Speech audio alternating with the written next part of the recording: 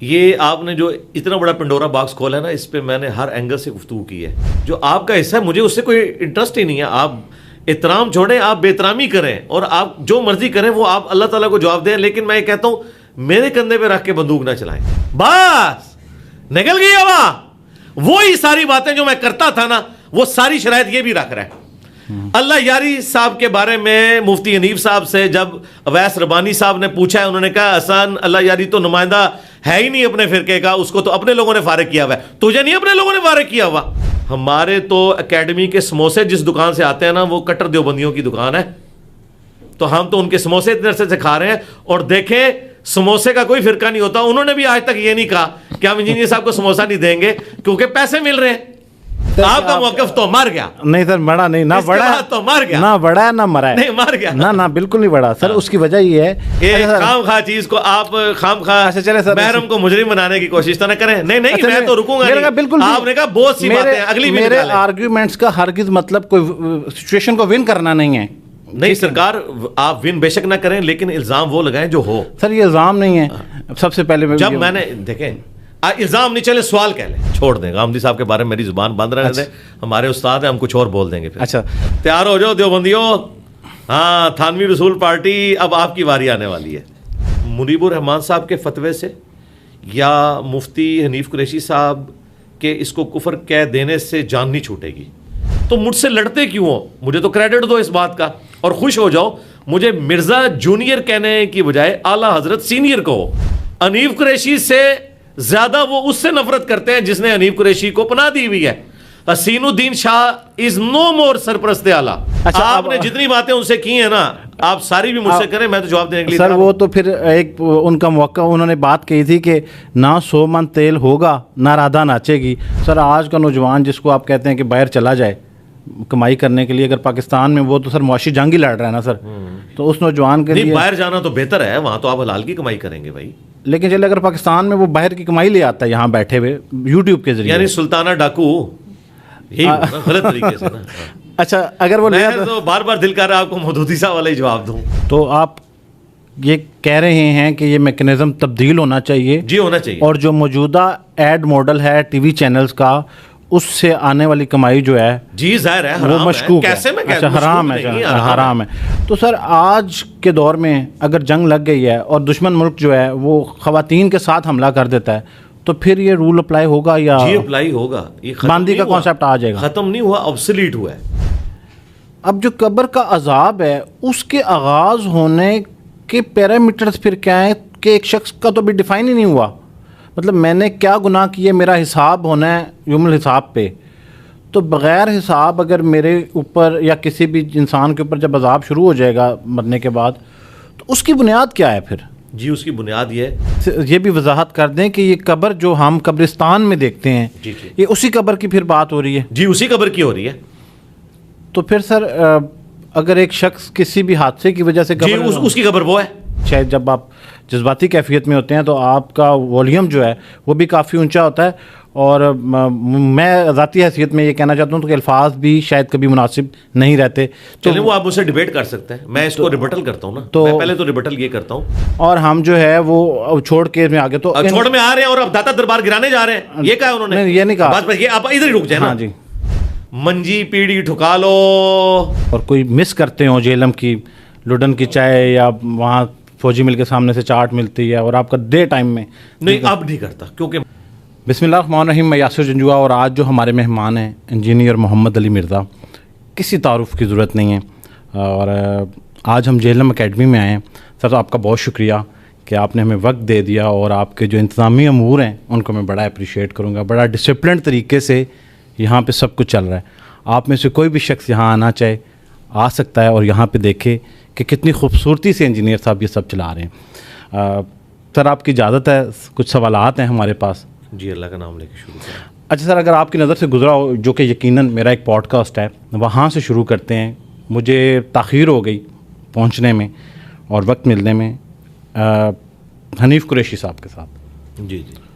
اچھا, اس pod cost کے درمیان میں نے ان سے یہ اخلاقی وعدہ کر لیا کہ اگر مجھے انجینئر صاحب نے ٹائم دیا تو میں یہ 2 چیزیں کلیئر کر لوں گا. اور اس میں سے جو سب سے پہلی چیز یہ ہے, میں نے ان سے سوال کیا تھا کہ چشتی یا رسول اللہ کو آپ ڈیفینڈ کرتے ہیں تو انہوں نے برملا کا نہ میں کرتا ہوں اور نہ ہمارے بڑے کرتے ہیں. تو یہ انجینئر صاحب محض ویوز کی جنگ لڑنے میں اس کو ابھی تک ٹریک کر رہے ہیں. تو سر اس پہ موقف دے دیں پلیز. اب یہ مرزا صاحب کا واضح دجل ہے, میں اس کو دجل کہوں گا. بارہا ان کو اس چیز کا جواب دیا گیا ہے کہ ہمارے بزرگوں نے واضح طور پر لکھا ہے, جن کے ساتھ ہمارا مسلکی تشخص ہے, یعنی اعلی حضرت امام اہل سنت امام احمد رضا فاضل بریلوی رحمۃ اللہ تعالی علیہ, انہوں نے لکھا ہے کہ جو کوئی شخص لا الہ الا اللہ محمد رسول اللہ کے بجائے لا الہ چشتی رسول اللہ, یعنی یہ ان کا نہیں ہے, ان کو لکھا ہے کہ جو محمد رسول اللہ کے علاوہ کسی بھی طرح کا کسی بھی معنی میں جو کلمہ پڑھتا ہے وہ دائرہ اسلام سے خارج ہے. اب مسئلہ یہ ہے کہ ہمارے ہاں لا الہ الا اللہ چشتی رسول اللہ اس کا کوئی دفاع نہیں کرتا.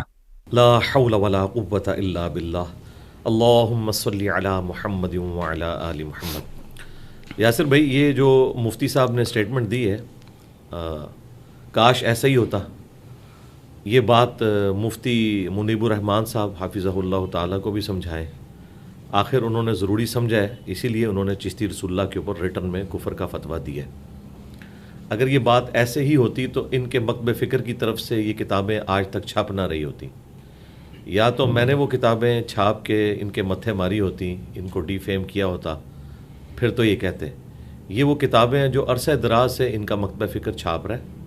ایون ان کی ویڈیوز موجود ہیں ان کے علماء کی, نمائندہ علماء کی, جنہوں نے چشتی رسول اللہ کا دفاع کیا ہوا ہے وہابیوں کے خلاف. اب جب تک وہ دفاع کر رہے تھے اس وقت تک تو اس کو مان رہے تھے. تو یہ اگر چینج ان چند سالوں میں آئی ہے تو اس کا کریڈٹ تو مجھے جانا چاہیے نا. یہ کہنا کہ ہم شروع سے ہی ٹھیک تھے, یہ بالکل بات غلط ہے. ایسا نہیں تھا, یہ پرنٹ کر رہے تھے. دوسری بات, صرف مفتی منیب الرحمان صاحب کے فتوے سے یا مفتی حنیف قریشی صاحب کے اس کو کفر کہہ دینے سے جان نہیں چھوٹے گی, کیونکہ جن بزرگوں کا یہ دفاع کر رہے ہیں, جنہیں یہ اپنے فرقے کا امام مانے ہوئے ہیں, ان کا اعلان برات ان عبارتوں سے نہیں ہے. اس میں ٹاپ آف لسٹ اعلیٰ حضرت امام احمد رضا بریلوی صاحب, ان کی جو فتاوی رضویہ چھپا ہوا ہے ان کا 30 جلدوں میں, اس میں انہوں نے ایک کتاب کی تعریف کی ہے سبع سنابل کی, اور کہا کہ یہ کتاب رسول اللہ کی بارگاہ میں مقبول ہے. اس کتاب کے اندر چشتی رسول اللہ لکھا ہوا ہے. کیا ایسی کتاب رسول اللہ کی بارگاہ میں مقبول ہو سکتی ہے جس میں چشتی رسول اللہ لکھا ہو؟ اگر تو اعلیٰ حضرت نے یہ جھوٹ بولا پھر تو مارے گئے, اور اگر انہوں نے اس کے اندر چشتی رسول اللہ کو دیکھتے ہوئے بھی صرف نظر کیا پھر تو وہ اس گستاخی میں شامل ہے. اور اگر ان کو پتہ ہی نہیں چلا تو اعلیٰ حضرت کی بزرگی فارغ ہو گئی, کیونکہ یہ کہتے ہیں کہ بزرگ تو کائنات کو اس طرح دیکھ رہے ہیں جس طرح ہتھیلی پہ رائی کا دانہ, اور یہ اعلیٰ حضرت بریلوی صاحب کو غوث وقت مانتے ہیں. یہ سب کچھ فارغ ہو گیا. دوسرے اعلیٰ حضرت ہیں ان کے گولڈوی پیر میر علی شاہ صاحب, انہوں نے تو باقاعدہ تحقیق الحق فی کلمت الحق کتاب کے اندر چشتی رسول اللہ کو ڈیفینڈ کیا ہوا ہے. لہٰذا جب تک جن بزرگوں نے اس کو ڈیفینڈ کیا یا ان کتابوں کی تعریف کی, ان بزرگوں سے یہ اعلان برات نہیں کرتے, ان کی جان نہیں چھوٹنی. سیدھی سی بات ہے. یہ کون سا کارنامہ ہے کہ جی ہم تو اسے برملا کفر کہتے ہیں؟ اگر برملا کفر کہتے ہو تو مناظرے کیوں لڑ رہے تھے, گستاخانہ عبارتوں کا دفاع کیوں کر رہے تھے؟ اس کا مطلب ہے چینج اب آئی ہے نا. چینج آئی پھر میری وجہ سے, تو مجھ سے لڑتے کیوں ہو؟ مجھے تو کریڈٹ دو اس بات کا, اور خوش ہو جاؤ. مجھے مرزا جونیئر کہنے کی بجائے اعلیٰ حضرت سینئر کہو, کہ اعلیٰ حضرت جونیئر نے تو صرف وہابیوں کی باتیں پکڑی تھیں, اور اعلیٰ حضرت سینئر انجینئر صاحب نے, جہلم والی سرکار نے تو سارے بزرگوں کو ہاتھ ڈالا ہے. اور ساتھ ہی ساتھ ہمیں تھانوی رسول اللہ پہ بھی کفر کا فتویٰ چاہیے, کیونکہ آج کل یہ میری دشمنی میں اکٹھے ہوئے ہیں. چونکہ وہ اشلی تھانوی صاحب دیوبندیوں کے ہیں, انہیں خطرہ ہے ہم نے اس پہ فتویٰ دیا تو دیوبندی ہمارے پیچھے پھٹ جائیں گے. اور آخری بات, خود اشلی تھانوی صاحب نے بھی چشتی رسول اللہ کا دفاع کیا ہوا ہے. ان کی کتاب بھی منظر عام پہ آ گئی ہے پرانے والی, انشاءاللہ عنقریب میرا اس پہ بھی لیکچر آنے والا ہے. تیار ہو جاؤ دیوبندیوں, ہاں تھانوی رسول پارٹی اب آپ کی باری آنے والی ہے. اچھا سر, ایک اور اہم چیز ہے, اب اس میں 2 موقف اور ہیں, وہ ایڈ کر لیں. ایک موقف یہ ہے کہ جو یہ کتابیں جتنی بھی تصوف کی ہیں تو میں وہ الفاظ تو شاید ایگزیکٹ نہ کہہ سکوں لیکن مفہوم بتا دیتا ہوں. مفہوم یہ ہے کہ تصوف کی کتابوں کو کبھی بھی کسی قسم کا کوئی فتویٰ دینے کے لیے استعمال نہیں کیا گیا, نہ ہی ان کتابوں کا استعمال جو ہے وہ کسی تعلیم کو اس طرح سے دیا گیا کہ آپ اس کو فالو کریں, یہ رہنمائی کے لیے, یہ اپنے لیے ہے. تو وہ ایک تو اس کتاب کو اہمیت نہیں دیتے, اور اس کے ساتھ وہ کہتے ہیں کہ آپ کے یہ بیانات جاری کرنے سے پہلے ہم یہ کہہ چکے ہیں. کیونکہ ہمارے پاس ویڈیو نہیں بنتی ہوتی تھی اس ٹائم پہ, ہمارے ویڈیو بیان ریکارڈ نہیں ہوتے تھے, اور انجینئر صاحب کو یہ ایج ہے کہ وہ سوشل میڈیا کے ساتھ ان کے پاس بڑی آڈینس ہے اور وہ پہلے سے اپیئر ہیں. تو اب وہ جو ہے وہ اب مرزا صاحب نے یہ جو کتابوں کے حوالے سے بات کی, ایک پہلی بات تو میں سننے والوں کو یہ بتا دوں, یہ جو ان کتابوں کے وہ حوالے دے رہے ہیں ان کا تعلق تصوف کی کتابوں سے. اچھا.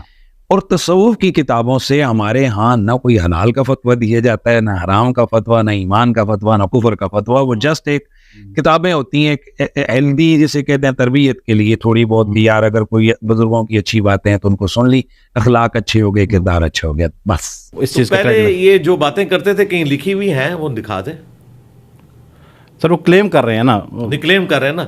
اگر یہ فتوے کہیں لکھے ہوئے ہیں تو ہمیں دکھائیں. بالکل غلط کلیم کر رہے ہیں. اگر یہ بند کمرے میں بیٹھ کے شیشہ سامنے رکھ کے بتاتے تھے کہ حنیف قریشی صاحب آپ کے بزرگ کام ڈال کے گئے ہیں لہٰذا آپ اس سے رجوع کر لیں, تو اس کا تو میرے سے کوئی لینا دینا نہیں ہے نا. تقریریں تو باہر آ کے کرتے ہیں, بزرگوں کا دفاع باہر آ کے کرتے ہیں, اور بند کمروں میں بیٹھ کے کہتے ہیں ہم نے رجوع ریکارڈ کروائے ہوئے. دوسری بات, یہ جتنی تصوف کی کتابیں ہیں اگر ان سے آپ نے رہنمائی بھی نہیں لینی, ان سے آپ نے لوگوں کو دین بھی نہیں بتانا, تو کیا یہ کتابیں اس لیے پرنٹ ہو رہی ہیں تاکہ یہ جب پرانی ہو جائیں تو سموسے اور پکوڑوں کے لفافے بنائے جائیں ان کتابوں کے؟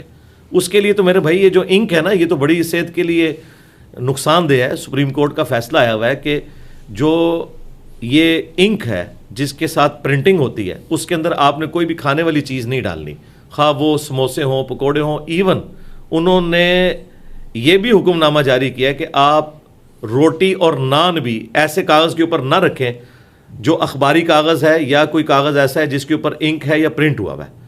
تو ان کے بزرگوں کی کتابیں تو اب اس قابل بھی نہیں رہی ہیں کہ ان میں سموسے اور پکوڑے بھی ڈال کے دیے جا سکیں. تو یہ پرنٹ کیوں کر رہے ہیں؟ کیا پھر یہ اب اس لیے رہ گئی ہیں کہ یہ جب پرانی ہو جائیں تو ان کو آگ لگا کر تو ہم سردیوں میں ہیٹ حاصل کریں تو بہت مہنگی پڑیں گی, کاغذ بہت مہنگا ہو چکا ہے. یہ پرنٹ کیوں ہوتی رہی ہیں؟ اس کی کمائی کون کھاتا رہا ہے؟ اس کے اوپر یہ لوگ کہتے تھے کہ کسی کا اگر کوئی مرشد نہیں ہے تو وہ کشف المحجوب پڑھ لے. خادم رضوی صاحب بھی یوں لہراتے تھے ایسے کر کے کہ یہ مرشد ہے, مرشد بنانے والی کتاب ہے. آج اسی کتاب کے اندر رسول اللہ کے اوپر ایک سکینڈل لکھا ہوا ہے, اپنی صحابی کی بیوی کے اوپر عاشق ہونے کا, نعوذ باللہ, صحب اور سکر کے چیپٹر میں, اور حضرت داؤد علیہ السلام کے اوپر اپنے صحابی کی بیوی کے اوپر عاشق ہونے کا. اس سے انہوں نے جنید بغدادی کا صحب ثابت کیا ہے اور رسول اللہ پہ جھوٹ باندھ کے بازید بستامی کا سکر ثابت کیا ہے. تو کشف المحجوب تو آج تک پرنٹ ہو رہی ہے. یہ جو فتویٰ ان کا ابھی آیا نا وہ بھی صرف چشتی رسول اللہ پہ آیا, وہ بھی ادھورا ہے. باقی ساری باتیں اپنی جگہ موجود ہیں, یہ ان کا دفاع کرتے ہیں. لیکن سر اب اگر ہم اسپیسیفکلی مفتی حنیف صاحب کو لے لیں تو وہ تو کہہ رہے ہیں کہ ہم دفاع نہیں کرتے اس کلمے کا, تو پھر اب آپ اپنے ممبر پہ ان کو منسوب کر کے اس سے ذکر کرنا چھوڑ دیں گے؟ نہیں, میں نے تو اپنے جو ریبٹل کیا ہے, جو انہوں نے ڈرامہ بازی کی تھی ایک صحافی کے ساتھ مل کے, اس میں بھی میں نے کہا ہے کہ مفتی صاحب نے خود یہ مانا ہوا ہے کہ اگر یہ بزرگ ہمارے سامنے ہوتے اور یہ کفر بکتے تو ہم ان پہ فتویٰ دیتے. تو مفتی صاحب تو نکل گئے نا. مفتی صاحب سے ہماری ریکویسٹ یہ ہے کہ آپ کو بریلوی مکتب نے ویسے ہی دھدکار دیا ہے. آپ پنڈی کی 1 یا 2 مسجدوں کے علاوہ پوری دنیا میں کسی بریلویوں کی مسجد میں کوئی پروگرام نہیں کر سکتے. اور رہی بات مفتی حنیف قریشی صاحب کی, تو مفتی حنیف قریشی صاحب یہ اہل سنت و جماعت کے جو معتبر اور مستند علماء اہل سنت ہیں, ان کے نزدیک یہ کوئی قابل اعتبار شخصیت نہیں ہے, اور نہ ہی مفتی حنیف قریشی صاحب اہل سنت کی طرف سے اس مناظرے کے نمائندہ ہیں. یہ ہمارے سنیوں کے ترجمان اور نمائندہ نہیں ہے. میں واضح لفظوں میں کہہ رہا ہوں, بالکل کلیئر کٹ کہہ رہا ہوں, یہ سنیوں کے ترجمان نہیں ہے. ٹھیک ہے, تو آپ پھر اس فرقے کا گول کیپر بننا چھوڑ دینا. پھر یہ مفتی حنیف قریشی ورسز انجینئر محمد علی مرزا کی ڈاکٹرن ہے, بریلویت کو بیچ میں کیوں لے کے آ رہے ہیں؟ اپنے آپ کو سنی کیوں ڈکلیئر کر رہے ہیں؟ اس فرقے سے لانے برات کریں. یہ تو اسی طریقے سے ہے کہ ایک قادیانی یہ کہنا شروع کر دے کہ انجینئر صاحب آپ میرے ساتھ اتحاد کر لیں, میں غلام احمد قادیانی کو دجال مانتا ہوں, اس کا جو دعوے پیغمبری ہے وہ جھوٹا ہے, لیکن میں ہے قادیانیوں کا سپورٹر ہوں, ان کی عبادت گاہوں میں نماز بھی پڑھاؤں گا, ان کے جلسوں میں بھی جاؤں گا, لیکن میں غلام محمد قادیانی کو دجال سمجھتا ہوں.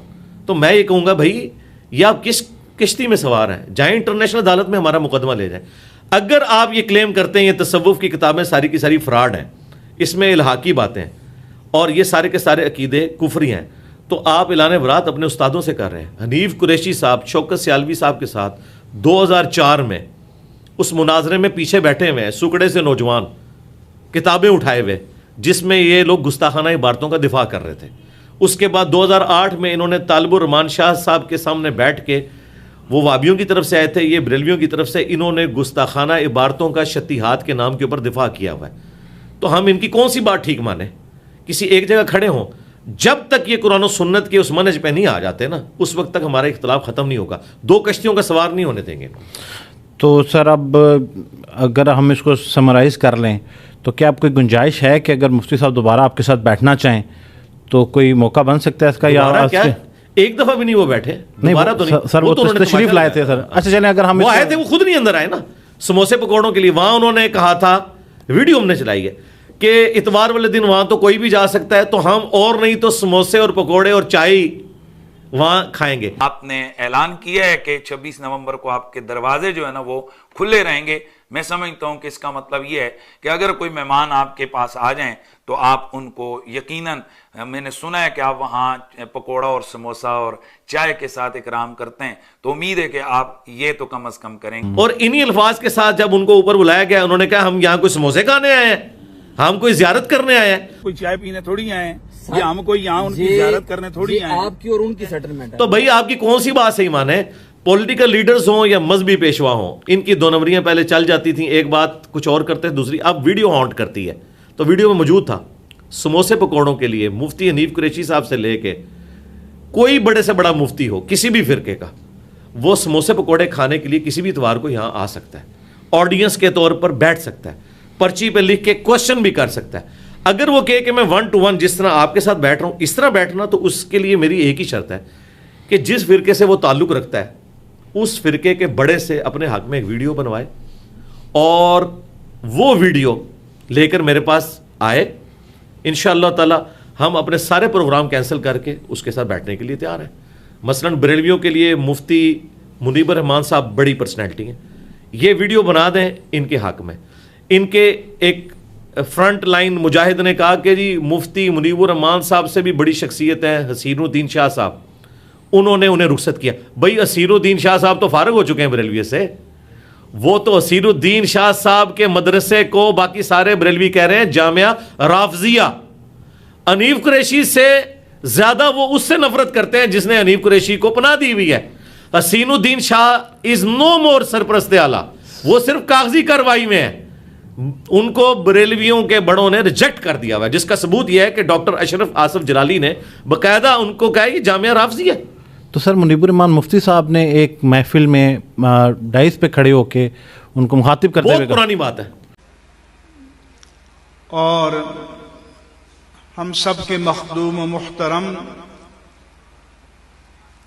تنظیم المدارس اہل سنت پاکستان کے سرپرست اعلیٰ حضرت علامہ شیخ الحدیث ابو الخیر سید حسین الدین شاہ صاحب دامت برکاتہم.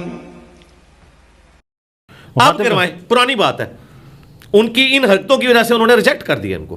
انہوں نے اعلان کیا جی اعلان میں آپ کو بتا دوں, اعلان اس طرح ہے کہ وہ ڈاکٹر اشرف آصف جلالی صاحب کی تو تیمارداری کرنے کے لیے گئے ہیں, لیکن ان کے خلاف بیان انہوں نے جاری کر دیا. انہوں نے کہا ایک اکیلا بندہ گیا جیلوں, اکیلے ہی ریس میں دوڑا ہے, اس نے اپنے آپ کو فاتح بھی ڈکلیئر کر دیا ہے. اس طرح مناظرے ہوتے ہیں, مناظرے کا موضوع ہوتا ہے. مفتی منیب صاحب کی باقاعدہ ویڈیو آئی ہے حنیف قریشی صاحب کے بارے میں. لیکن سر حسین الدین شاہ صاحب کیا وہ حسین الدین شاہ صاحب کو ڈس آن کرتے ہیں نا, کیونکہ وہ ان کے ساتھ کھڑے ہوئے ہیں نا جلالی پارٹی کے ساتھ. تو جلالی پارٹی کی ویڈیوز موجود ہیں جو 26 دسمبر کا مناظرے کا چیلنج دے رہے تھے نعمانی صاحب, انہوں نے اپنی ویڈیوز میں کہا ہوا ہے کہ یہ حسین الدین شاہ نے اس کو پناہ دی ہوئی ہے اور یہ جامعہ رافضیہ کا بانی ہے. حسین الدین شاہ کو نہیں مانتے, وہ فارغ کر دیا انہوں نے. اچھا سر, یہ اب یہ جو مقدمہ ہے तमाम फ़िरके से ताल्लुक़ रखने वाले लोग जो हैं, मैं कल हसन अली यारी को भी सुन रहा था, यकीनन आप भी कभी सुना होगा, बल्कि आपके बहुत सारी वीडियोस भी हैं, तो वो कहते हैं कि मुझे 2 दफ़ा दावत आई और मैं तो डिजिटल मीडियम के ऊपर बात करना चाहता हूँ, मेरे तो वो तमाम चीज़ें पूरी होती हैं। पहले एक दफ़ा मुझे इसकी हकीकत का नहीं पता वो सच कह रहे हैं या नहीं कह रहे, लेकिन मैं उनका मौक़िफ़ दे रहा हूँ। वो कहते हैं कि जी मुझे पहले उन्होंने ईमेल पे कांटेक्ट किया और कहा कि आप आएँ और मेरे साथ मुनाज़ा करें, और उसके बाद जब बात हुई तो उन्होंने कहा नहीं करना, और फिर दोबारा उन्होंने ये कहा क्यों कि आप अल्लामा साजिद साहब से लिखवा के ले आएँ, और फिर दूसरी शर्त ये भी रखी कि क्योंकि आपके सब्सक्राइबर कम हैं। फ़ौरन कुछ लम्हों के बाद, कुछ मिनटों के बाद, आधा घंटा या 1 घंटे के बाद फ़ौरन मोहम्मद अली मिर्ज़ा का ईमेल आया कि जी हम आपसे उस वक्त मुनाज़रा करेंगे जब आपको साजिद अली नकवी ऑन करेंगे। तो उसके बाद मुझे क्या जवाब दिया कि अभी आपके सब्सक्राइबर कम है।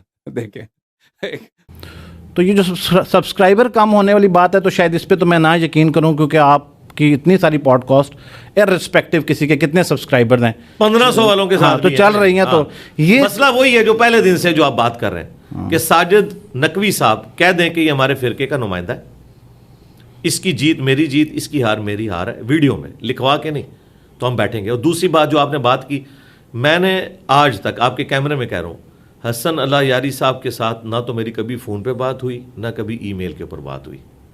ये बेसिकली हमारे एक मुश्तरका दोस्त कह लें या ऑडियंस के तौर पे अलीउल आसन नकवी साहब जी जो पिंडी में होते हैं, उन्होंने अपने एंड के ऊपर उनसे बात की, और वो सिर्फ अल्लाह यारी साहब से नहीं, वो दुनिया के हर फिरके के स्कॉलर से बात करते हैं, मेरे भी आपके ऊपर खाम खा अपनी तरफ से। हाँ जी, वो साथ बताते भी हैं कि इंजीनियर साहब से मैंने पूछा नहीं है, लेकिन चूंकि उनका ऐलान है इसलिए आपको दावत है। अच्छा, तो मैंने जो ऐलान किया हुआ है पहले दिन से वो ये किया हुआ है कि जो भी इधर आना चाहता है वो अपने फिरके के बड़े से वीडियो बनवाए।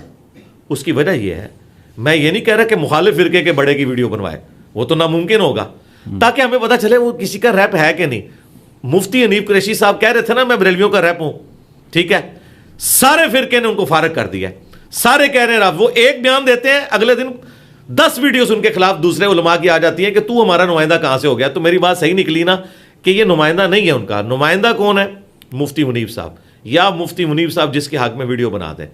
देवबंद में नुमाइंदा कौन है? तकी उस्मानी साहब, अहले हदीस में साजिद मीर साहब, और शिया में साजिद नकवी साहब। अब साजिद नकवी साहब अगर वीडियो हसन अल्लाह यारी साहब ये किसी के बारे में भी बना देते हैं वीडियो कि इसकी जीत मेरी जीत, इसकी हार मेरी हार है, ये मेरी तरफ से मेरा रैप है, तो मैं किसी के साथ भी बैठने के लिए तैयार हूं, और ये भी इनकी ख्वाहिश पे। मुझे कोई ज़रूरत नहीं, मुझे बताएं मुझे क्या ख्वाहिश है कि मैंने उलमा के साथ बैठना है। भाई हमारा तो दावत का काम इतना बड़ा है कि हमारे पास इस तरह की मुजादले करने का टाइम नहीं है, लेकिन चूंकि लोग समझते हैं कि शायद इस तरह करने से या अली मदद जो है वो तौहीद साबित हो जाएगा और या अल्लाह मदद कहना शिरक साबित हो जाएगा, तो हम कहते हैं अगर कोई इस तरह की भी आपने कोशिश करनी है तो कर देखें, लेकिन इसके लिए है। और ये शर्त क्यों रखी है? ये लॉजिकल है। इस वक्त मौलाना फजल रहमान साहब के हाथ पे 5 लाख से ज़्यादा उलमा बैत हैं। मुझे बताएं, मुझे उम्र नू भी मिल जाए, मैं 5 लाख उलमा के साथ डिबेट कर सकता हूँ। एक बंदे से इल्मी डिबेट करूंगा ना, वो फिर उनकी पब्लिक है कि नहीं ये तो छोटा आलिम था, आप इससे करें, उससे करूंगा, उससे करें। तो हमने तो काम ही खत्म किया। हमने कहा बड़े को लॉन्च करो अगर तुम्हें ख्वाहिश है तो, मुझे तो ख्वाहिश नहीं है।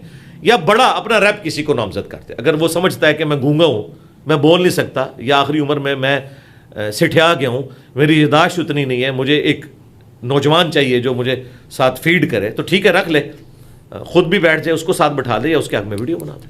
तो सर आजकल तो अब आप खुद भी काफ़ी दफ़ा आप अपनी वीडियोस में भी बयानात में भी जिक्र करते हैं कि जो डिजिटल के ऊपर रिप्रेजेंटेशन है, जिसको हम सब्सक्रिप्शन भी कहते हैं, तो उसकी तादाद से तयन करना ज़्यादा आसान नहीं है कि क्या इसको 1 लाख या 2 लाख लोग जो है वो इसको फॉलो कर रहे हैं, या फिर ये अब उनका मुकदमा ये है कि ये इंजीनियर साहब क्यों तय करते हैं कि हम किसको बड़ा मानते हैं? अब मैंने तो नहीं तय किया। नहीं, हसन अल्लाह यारी कहते हैं कि मैं अल्लामा साजिद साहब को मानते ही नहीं हूं कि वो बड़े हैं। जब वो नहीं मानते हैं तो हम इनको नहीं मानते। हम शिया की अवाम से पूछेंगे कि आपका नुमाइंदा कौन है, मुझे बताएं। ये देवबंदी बताएंगे कि हमारा नुमाइंदा कौन है, या एक गली मोहल्ले का आदमी बताएगा कि हमारा नुमाइंदा कौन है? देवबंदी उलमा, देवबंदी अवाम अपना बड़ा किसे मानती है? तकी उस्मानी साहब को। एक बंदा कहता है मैं नहीं मानता, भाई तेरी तो हैसियत ही कोई नहीं ना। हसन अल्लाह यारी साहब अगर आप समझते हैं वो बड़े हैं, بھائی ان کو تو شیعہ کی اپنی عوام جو اثنا عشری شیعہ ہیں ان کے تو ان کے ساتھ بھی مجادلے رکھے ہوئے ہیں. 2 مسئلوں میں کتنا بڑا اختلاف چل رہا ہے. جو شیعہ کے لیے زندگی موت کا مسئلہ ہے, سید کی غیر سید کے ساتھ شادی, کفر کا مسئلہ, انہوں نے تو اس کو ناسبی ڈکلیئر کیا ہوا ہے. شیعہ نے حسن اللہ یاری صاحب کو ناسبی ڈکلیئر کیا ہوا ہے. تو یہ تو خود منازعوں سے ثابت ہو گیا کہ وہ نمائندہ شخصیت نہیں ہے. نمائندہ شخصیت وہ ہوگی جس کے اوپر بڑا ہاتھ رکھے گا. یہ سب اب آپ اس طرح مجھے کہیں کہ جی یہ پی ٹی آئی کا فلاں بندہ ہے, میں کہوں گا کیا عمران خان صاحب اسے آن کرتے ہیں؟ آپ کہ نہیں, وہ تو نہیں آن کرتے. پی ٹی آئی کی اچھی خاصی تعداد اس کو اچھا سمجھتی ہے نا بھائی, جب تک خان صاحب آن نہیں کریں گے. اسی طریقے سے جب تک زرداری صاحب کسی کو پیپلز پارٹی میں آن نہیں کرتے, وہ لاکھ کہتا ہے میں پیپلز پارٹی کا لیڈر ہوں, وہ لیڈر نہیں ہوگا, بڑا بتائے گا, کیونکہ وہ تو باغی ہیں, وہ تو خود اپنی بیچاری ٹکٹ کے لیے لڑ رہے ہوتے ہیں. سر اب آخری سوال اس موضوع کا کرتے ہوئے ہم اگلے سوال پہ جائیں گے. اچھا, آپ نے جتنی باتیں ان سے کی ہیں نا, آپ ساری بھی مجھ سے کریں, میں تو جواب دینے کے لیے. سر وہ تو پھر ایک ان کا موقع, انہوں نے بات کہی تھی کہ نہ 100 من تیل ہوگا نہ رادھا ناچے گی. رضا صاحب واقف ہیں اور ان کو پتہ ہے کہ ان کی آپس میں کلوزنگ, مطلب ویسے تو بزرگ ہیں, عالم ہیں, لیکن ہماری کچھ ویسے ہمارا معاملہ طے ہو گیا تھا, لیکن بھائی یہ تھوڑا ڈسکنیکشن ہے. ٹھیک ہے, اب نہ 9 من تیل ہوگا نہ رادھا ناچے گی. اب آگے بڑھے, جن علماء جو ہمارے خلاف بول رہے ہیں, جو اس طرح بقول ان کے, ٹھیک ہے, جیسے اشرف جلالی صاحب ان کے کرندے ہیں. اشرف جلالی صاحب کے حوالے سے بڑے بڑے جید علماء کے بڑے بڑے فتوے کہ یہ اہل سنت سے خارج ہے. یعنی آپس میں کچھ مسائل ہوتے ہیں نا, اس طرح ان کو بڑا آسان فرار کا راستہ ملا ہوا ہے, اس طرح کا کوئی بندہ ملے گا ہی نہیں. آپ سمارٹ پلے کریں گے ان کے مطابق, کوئی سمارٹ پلے نہیں کہ نہ ہم لوگ ملیں گے. وہ کہتے ہیں میرا اختلاف ہے منیب الرحمان مفتی صاحب کے ساتھ, کوئی مسئلہ نہیں, یہ انجینئر صاحب جانتے ہیں. نہیں, اس کو چھوڑ دے. ان کا مقصد تو بریلویت کو ثابت کرنا ہے نا. یہ کہہ رہے ہیں نا میرے سینے میں درد ہے بریلویت کا. اگر یہ سمجھتے ہیں ان کا اختلاف ہے, کوئی مسئلہ نہیں. جس کا اتفاق ہے نا مفتی منیب الرحمان صاحب سے, اس کے حق میں ویڈیو بنوا دیں. تو وہ اس کا مطلب ہے کہ بریلویت کی کروڑوں کی عوام میں ایک مفتی حنیف قریشی ہے جو اپنے فرقے کو ڈیفینڈ کر سکتا ہے, اور باقی سارے مر گئے ہیں اور کوئی نہیں بچا. یہ کہے نا پھر, یہ کہے کہ میں اکیلا ہوں, باقی یہ ساری مردہ قوم ہے بریلویت جو کروڑوں کی تعداد میں, ان کے علماء مردہ ہیں, یہ سارے کے سارے جاہل ہیں, ان میں کوئی ایک بھی نہیں اس قابل. تو پھر یہ کہنا, مجھے بتائیں دونوں میں سے کون سی بات ہے, یا ادھر بلی چڑھو یا ادھر بلی چڑھواؤ. اچھا سر, اگر ہم اس کو آپ سمجھ رہے ہیں نا جی, میں ایگری ہو گیا. تو یہ سمارٹ پلے نہیں ہے. اچھا سمارٹ پلے ہوتا تو میں اتنے بڑے کو دعوت دے رہا ہوتا. سمارٹ پلے ہوتا تو میں کسی لڑ کے ساتھ بیٹھتا. میں تو کہہ رہا ہوں مفتی منیب صاحب بیٹھے ہیں, میں قدموں میں بیٹھوں گا. یہ سمارٹ پلے ہے. اگر یہ کہتے ہیں کہ مفتی صاحب بہت بڑے ہیں, میں نے کہا تھا مفتی صاحب کا آنے جانے کا ایئر ٹکٹ کا کرایہ میں دوں گا اسلام آباد تک, یہاں سے اسپیشل گاڑی بھجواؤں گا, سب کچھ کروں گا. یہاں ان کو بٹھاؤں گا, میں زمین پہ بیٹھوں گا. آئیں ختم نبوت پہ بات کریں, عقیدہ توحید پہ بات کریں, اور یہ بھی ان کی خواہش کے اوپر. تو یہ نہیں, اگر وہ نہیں آ سکتے کوئی مسئلہ نہیں یار. دیکھیں پاکستان میں 12 سے 15 کروڑ بریلوی ہیں, ان میں ملینز آف علماء ہیں. ساروں سے مفتی منیب صاحب کا اختلاف ہے؟ نہیں, ایسا نہیں ہے. اصل میں یہ تفرد کا شکار ہے, ان کو کوئی آن نہیں کرتا. ان کے سوا جتنے بھی علماء ہیں سارے مفتی منیب کو اپنا بڑا مانتے ہیں, اور مفتی منیب ان کو آن کرتے ہیں. وہ تو جلالی صاحب کی تیمارداری کے لیے آئے ہیں, تو مفتی منیب صاحب چلیں جلالی صاحب کو نامینیٹ کر دیں اپنی طرف سے, ٹھیک ہے. اور میں آپ کو اگلی بات بتاؤں, مفتی صاحب کے پاس لوگ گئے ہیں, انہوں نے ان کیمرہ یعنی کیمرے سے ہٹ کے یہ بات کی ہے, یار اب آخری عمر میں میرے سے یہ کیا کام کروانا چاہتے ہو. وہ چاہتے ہیں کہ میں 80+ ہو چکا ہوں, عزت کے ساتھ دنیا سے چلا جاؤں, جاتے جاتے میں کوئی خاری نہ کاٹ لوں, نہ میں کسی ایسے بندے کو نامینیٹ کروں کہ جس سے میرے فرقے کی خاری ہو جائے. ورنہ دیکھیں اگر ان پہ اتنا برا وقت آیا ہے, میرے خلاف وہ دنیا اخبار میں کتنے مضامین لکھ چکے ہیں, کتنے مضامین, پوری سیریل لکھی ہے انہوں نے. ایک یعنی نوجوان اور اس طریقے نام لیے بغیر, وہ ساری کی ساری وہ میری باتیں بزرگوں کی, یہ کرتا ہے وہ کرتا ہے. یار اتنا مشکل وقت آیا ہے, تو اس موقع پہ ویسے تو مجھے کہتے ہیں مرزا جونیئر, مجھے بتائیں جب غلام احمد قادیانی دجال نکلا تھا تو اس کے مقابلے پہ پیر میر علی شاہ صاحب آئے تھے, انہوں نے اپنا کوئی بچونگڑا لانچ نہیں کیا تھا, اس وقت ان سے بڑا کوئی نہیں تھا, ٹھیک ہے. اور ان کے پیر افضل قادری صاحب تو کہتے ہیں کہ یہ غلام احمد قادیانی دجال سے بھی بڑا فتنہ ہے, اور میں بالکل سیکنڈ کرتا ہوں, میں ان کے فرقے کے لیے اس سے بڑا فتنہ ہوں, آزمائش ہوں, کیونکہ غلام احمد قادیانی دجال تو 2 نمبر انسان تھا, بےایمانی کرتا تھا, اور وہ صوفیوں کی پروڈکٹ تھا. میں قرآن و سنت کو فالو کرنے والا ہوں, واقعی میں ان کے لیے بہت بڑی آزمائشوں کو کہ میں ہر چیز قرآن و سنت سے ثابت کرتا ہوں، پلس ان کے بزرگوں نے جو جو گستاخیاں کی ہیں رسول اللہ کی شان میں اور ختم نبوت کے اوپر ڈاکے مارے ہیں، میں انہیں بھی ننگا کرتا ہوں، غلام احمد قادیانی دجال کو بھی ننگا کرتا ہوں. تو اس وقت مشکل وقت آیا نا. پیر میر علی شاہ صاحب نکلے تھے نا، چھپ تو نہیں گئے تھے، اپنے بچے تو لانچ نہیں کر رہے تھے نا. یہ مثالیں ان کی دیتے ہیں. تو بھائی پیر میر علی شاہ صاحب کے مقابلے پہ اس وقت اس لیول پہ اس وقت کے جو علماء ہیں وہ مفتی حنیف قریشی صاحب نہیں ہیں، وہ مفتی منیب الرحمان صاحب. اچھا، اب منیب الرحمان مفتی صاحب ان کے مطابق کہتے ہیں کہ انجینئر صاحب جو ہے وہ ان کا علمی قد اتنا چھوٹا ہے میرے سے کہ میں وہ ان سے مناظرہ نہیں کرنا چاہتے. کن سے؟ آپ سے. نہیں، انہوں نے کہیں ویڈیو میں نہیں کہا، کہیں کہا تو دکھا دیں. نہیں، ان کا موقف یہ ہے کہ جیسے آپ انہیں کہتے ہیں وہ چھوٹو ہیں، تو وہ کہتے ہیں کہ جو منیب الرحمان. ٹھیک ہے، مفتی منیب صاحب نہ کریں، مفتی منیب صاحب یہ کہہ دیں، پھر تو میں سافٹ ٹارگٹ ہوں نا. وہ میرا علمی کا تو اتنا چھوٹا ہے تو وہ بڑے اعتماد سے کسی کے حق میں ویڈیو بنا دیں کہ یہ جو ہے نا عالم کراچی کا یہ میری طرف سے جا رہا ہے، انجینئر تو چھوٹا تھا، میں نے دیکھ تیرے مقابلے کا ایک چھوٹا بھیج دیا، اس کی جیت میری جیت، یہی تجھے ہرا لے گا وہاں جا کے، اور اس کی ہار میری ہار ہے. بنا دیں ویڈیو، میں تیار بیٹھا ہوں. اور یہ بھی ان کی خواہش پہ، کیونکہ یہ میرے کلپ کاٹتے ہیں اور یہ کہتے ہیں میں ان کو چیلنج کرتا ہوں. واللہ باللہ تاللہ آج تک میں نے ان کو چیلنج نہیں کیا. یہ کہتے ہیں کہ بیٹھ اگر سچا ہے تو پھر میں اس کے جواب میں کہتا ہوں کہ پھر اس کی نارمز یہ ہوں گے، اس کے جو ہیں وہ ٹی او آرز یہ ہوں گے بیٹھنے کے. اور سمپل ہے یہ، آپ دنیا کی کسی عدالت میں چلے جائیں ایسا ہی ہوتا ہے. اور خود دیکھیں ابھی حنیف قریشی صاحب پہ جب خود برا وقت آیا تو یہ کیوں کہہ رہا ہے کہ جی وہ اشرف جلالی کو میرے ساتھ بٹھاؤ، اس کے شاگرد کے ساتھ نہیں میں نے بیٹھنا. بس نکل گئی ہوا. وہی ساری باتیں جو میں کرتا تھا نا وہ ساری شرائط یہ بھی رکھ رہا ہے. اللہ یاری صاحب کے بارے میں مفتی حنیف صاحب سے جب اویس ربانی صاحب نے پوچھا ہے، انہوں نے کہا حسن اللہ یاری تو نمائندہ ہے ہی نہیں اپنے فرقے کا، اس کو تو اپنے لوگوں نے فارغ کیا ہوا ہے، تجھے نہیں اپنے لوگوں نے فارغ کیا ہوا. وہ ساری باتیں جو میں کہتا ہوں ایک ایک کر کے مانا ہے یہ بندہ ویڈیوز میں، اور یہ میری کرامت ظاہر ہوئی ہے کہ مرنے سے پہلے یہ ایکسپوز ہو گیا لوگوں کے سامنے. جو یہ باتیں کہتا تھا نا یہ فضول ہیں، وہی ساری باتیں جو یہ خود کر رہا ہے. اچھا سر، اب یہ آپ سے گفتگو کے دوران میرے ذہن میں ایک سوال نے جنم لیا ہے کہ جیسے یہ بڑا مشکل کام ہے کہ ان کا اجماع ہونا، تمام لوگوں کا ملنا اور پھر کسی ایک بندے کو نامینیٹ کرنا، یہ ممکنات میں سے نظر نہیں آ رہا، کیونکہ بے شمار فرقوں پہ بے شمار لوگوں کو آپ نے کہا ہے کہ آپ جو نام ابھی آپ نے لیے ان سے لکھوا لیں یا ویڈیو بنوا لیں. ہر اکٹھے ہیں نا یار. مفتی منیب الرحمان صاحب انڈیویجول ہیں. آپ مجھے یہ کہہ رہے ہیں کہ بڑا مشکل ہے کہ ہم ڈھونڈیں کہ چیئرمین پی ٹی آئی کون ہے. یار چیئرمین پی ٹی آئی، بانی پی ٹی آئی یہ ایک ہی ہے، عمران خان. آپ کیوں کہہ رہے ہیں بے شمار ہیں؟ یار آپ کہہ رہے ہیں بڑا مشکل ہے کہ نون لیگ کا بڑا ڈھونڈیں. نون لیگ کا بڑا ایک ہی ہے، نواز شریف صاحب. اس طریقے سے بریلویوں کا بڑا ایک ہی ہے. لیکن سر جو یہ بڑا ہے جس کو آپ ذکر کر رہے ہیں، اس کو تمام لوگوں نے ایکسیپٹ بھی کیا ہے. جی کیا ہوا ہے. اب حسن اللہ یاری صاحب تو کہتے ہیں کہ میں مانتا ہی نہیں. یار ادھر آ جائے نا، آپ پھر ادھر چلے جاتے ہیں. جو بات شروع ہوئی ہے نا ان کی بات کریں. حسن اللہ یاری صاحب پھر اپنا کوئی نیا فرقہ ڈکلیئر کریں نا، چھوڑ دیں نا. ان کو تو نیگلیکٹ کر دیا نا ان کے فرقے کے لوگوں نے. یہ تو اپنے آپ کو بریلوی کہہ رہے ہیں نا، اور بریلویوں کا بڑا یہ خود بھی مان ہے. حسن اللہ یاری تو کہہ رہا ہے ساجد نقوی میرے مقابلے میں کچھ نہیں ہے، اپنے آپ کو وہ کہتا ہے. لیکن مفتی حنیف قریشی صاحب تو یہ نہیں کہتے کہ مفتی منیب میرے مقابلے پہ کچھ نہیں ہے. تو ان کیے ہوئے نا، یہ بات نہ کریں. یہ دو ڈیفرنٹ باتیں ہیں. اس طریقے سے کون سا دیوبندی ہے عالم جو کہ میں تقی عثمانی کو اپنے سے بڑا نہیں مانتا ہوں؟ تو بڑے تو ڈیفائن ہے. اچھا سر، اگر ایک شخص جیسے آج آپ بات کر رہے تھے، اور یہ بڑی اچھی چیز ہے کہ جو نان مسلم ہیں اس کی طرف بھی آپ کی دعوت جانا شروع ہو گئی ہے ویڈیوز کے تھرو بھی، اور باقی چیزیں بھی آپ بتا رہے تھے.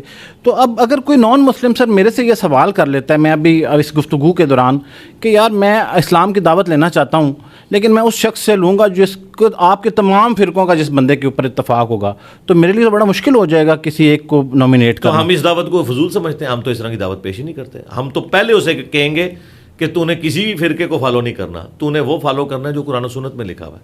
ہم تو اسے یہ دعوت دیں گے. اچھا، ہم تو اسی کے تو خلاف ہیں.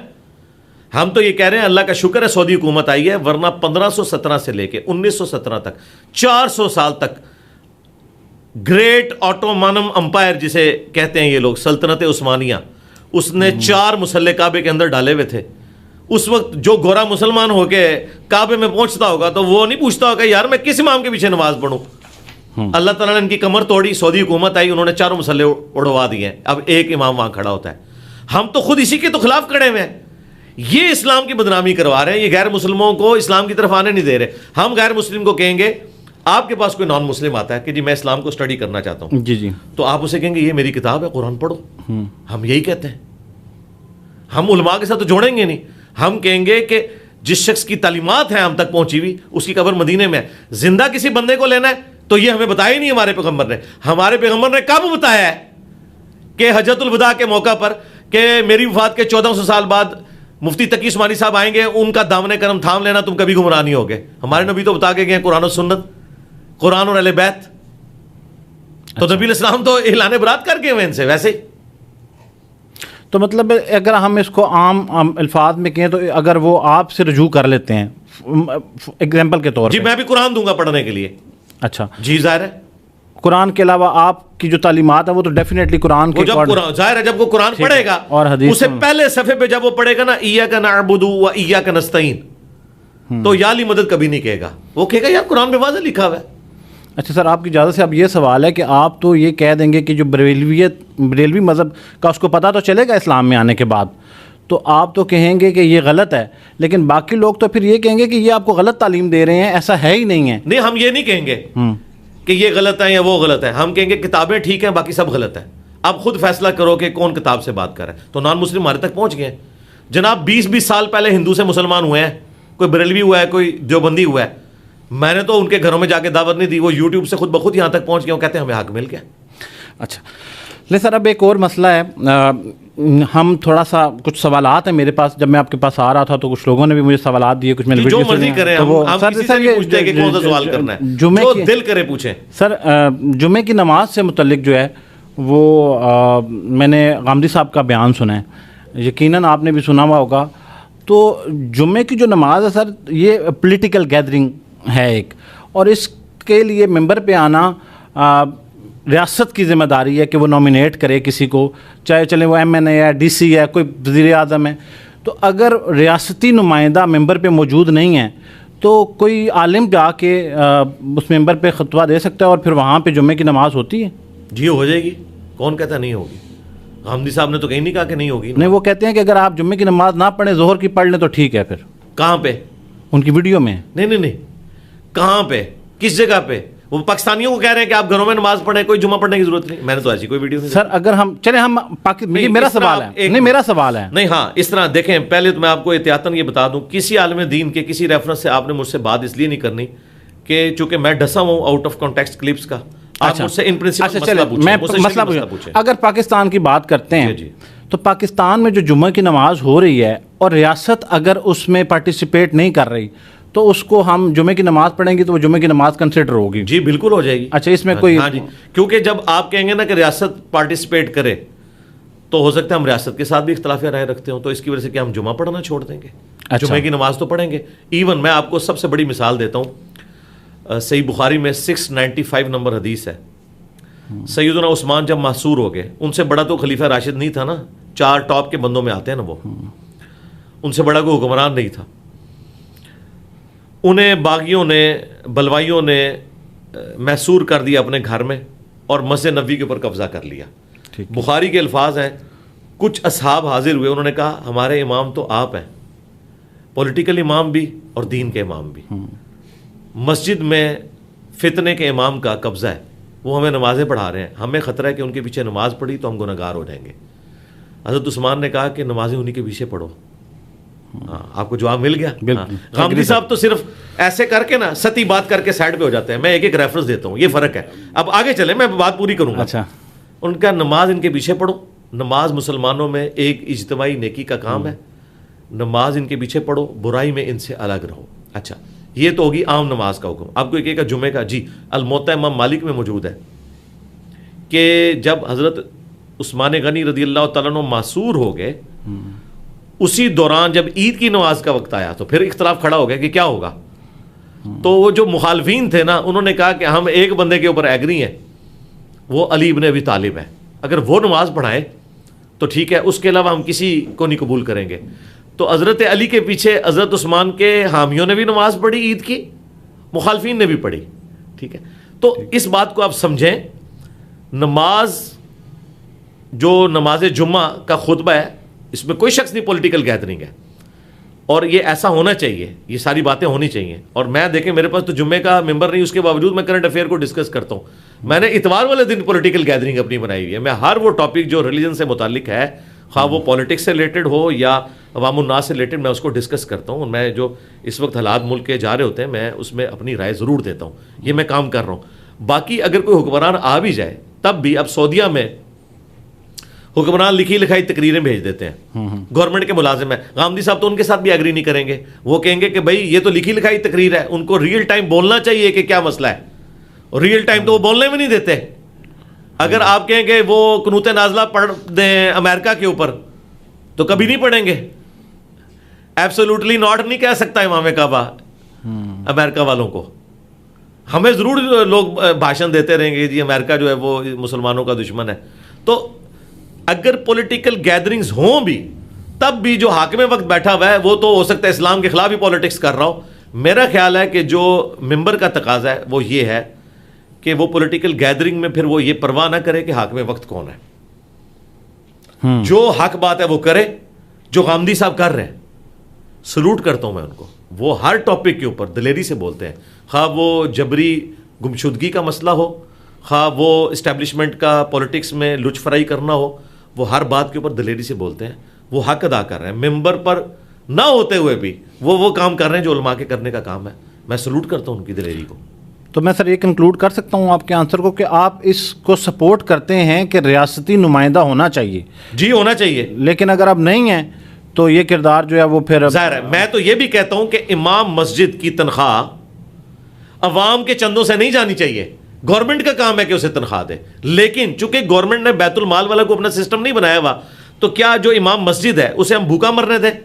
ہم اس کی رہائش کا بھی بندوبست کریں گے. لیکن سر آپ چندوں پہ تنقید بھی تو کرتے ہیں سر. چندوں کے غلط استعمال پہ میں تنقید کرتا ہوں. میں یہ کہتا ہوں کہ اگر ایک امام مسجد کی تنخواہ 25,000 ہے ڈکلیئرڈ اور وہ 25,000 لے رہا ہے, میں اس سے پوچھوں گا تو نے گاڑی کہاں سے رکھی ہوئی ہے, اور وہ کہ میں چندے میں سے چوری کرتا ہوں, میں کہتا ہوں چوری نہ کر, آفیشیل اپنی تنخواہ 50,000 کروا لے, اور اگر نہیں کروا سکتا امامت چھوڑ دے, کوئی اور کام کر.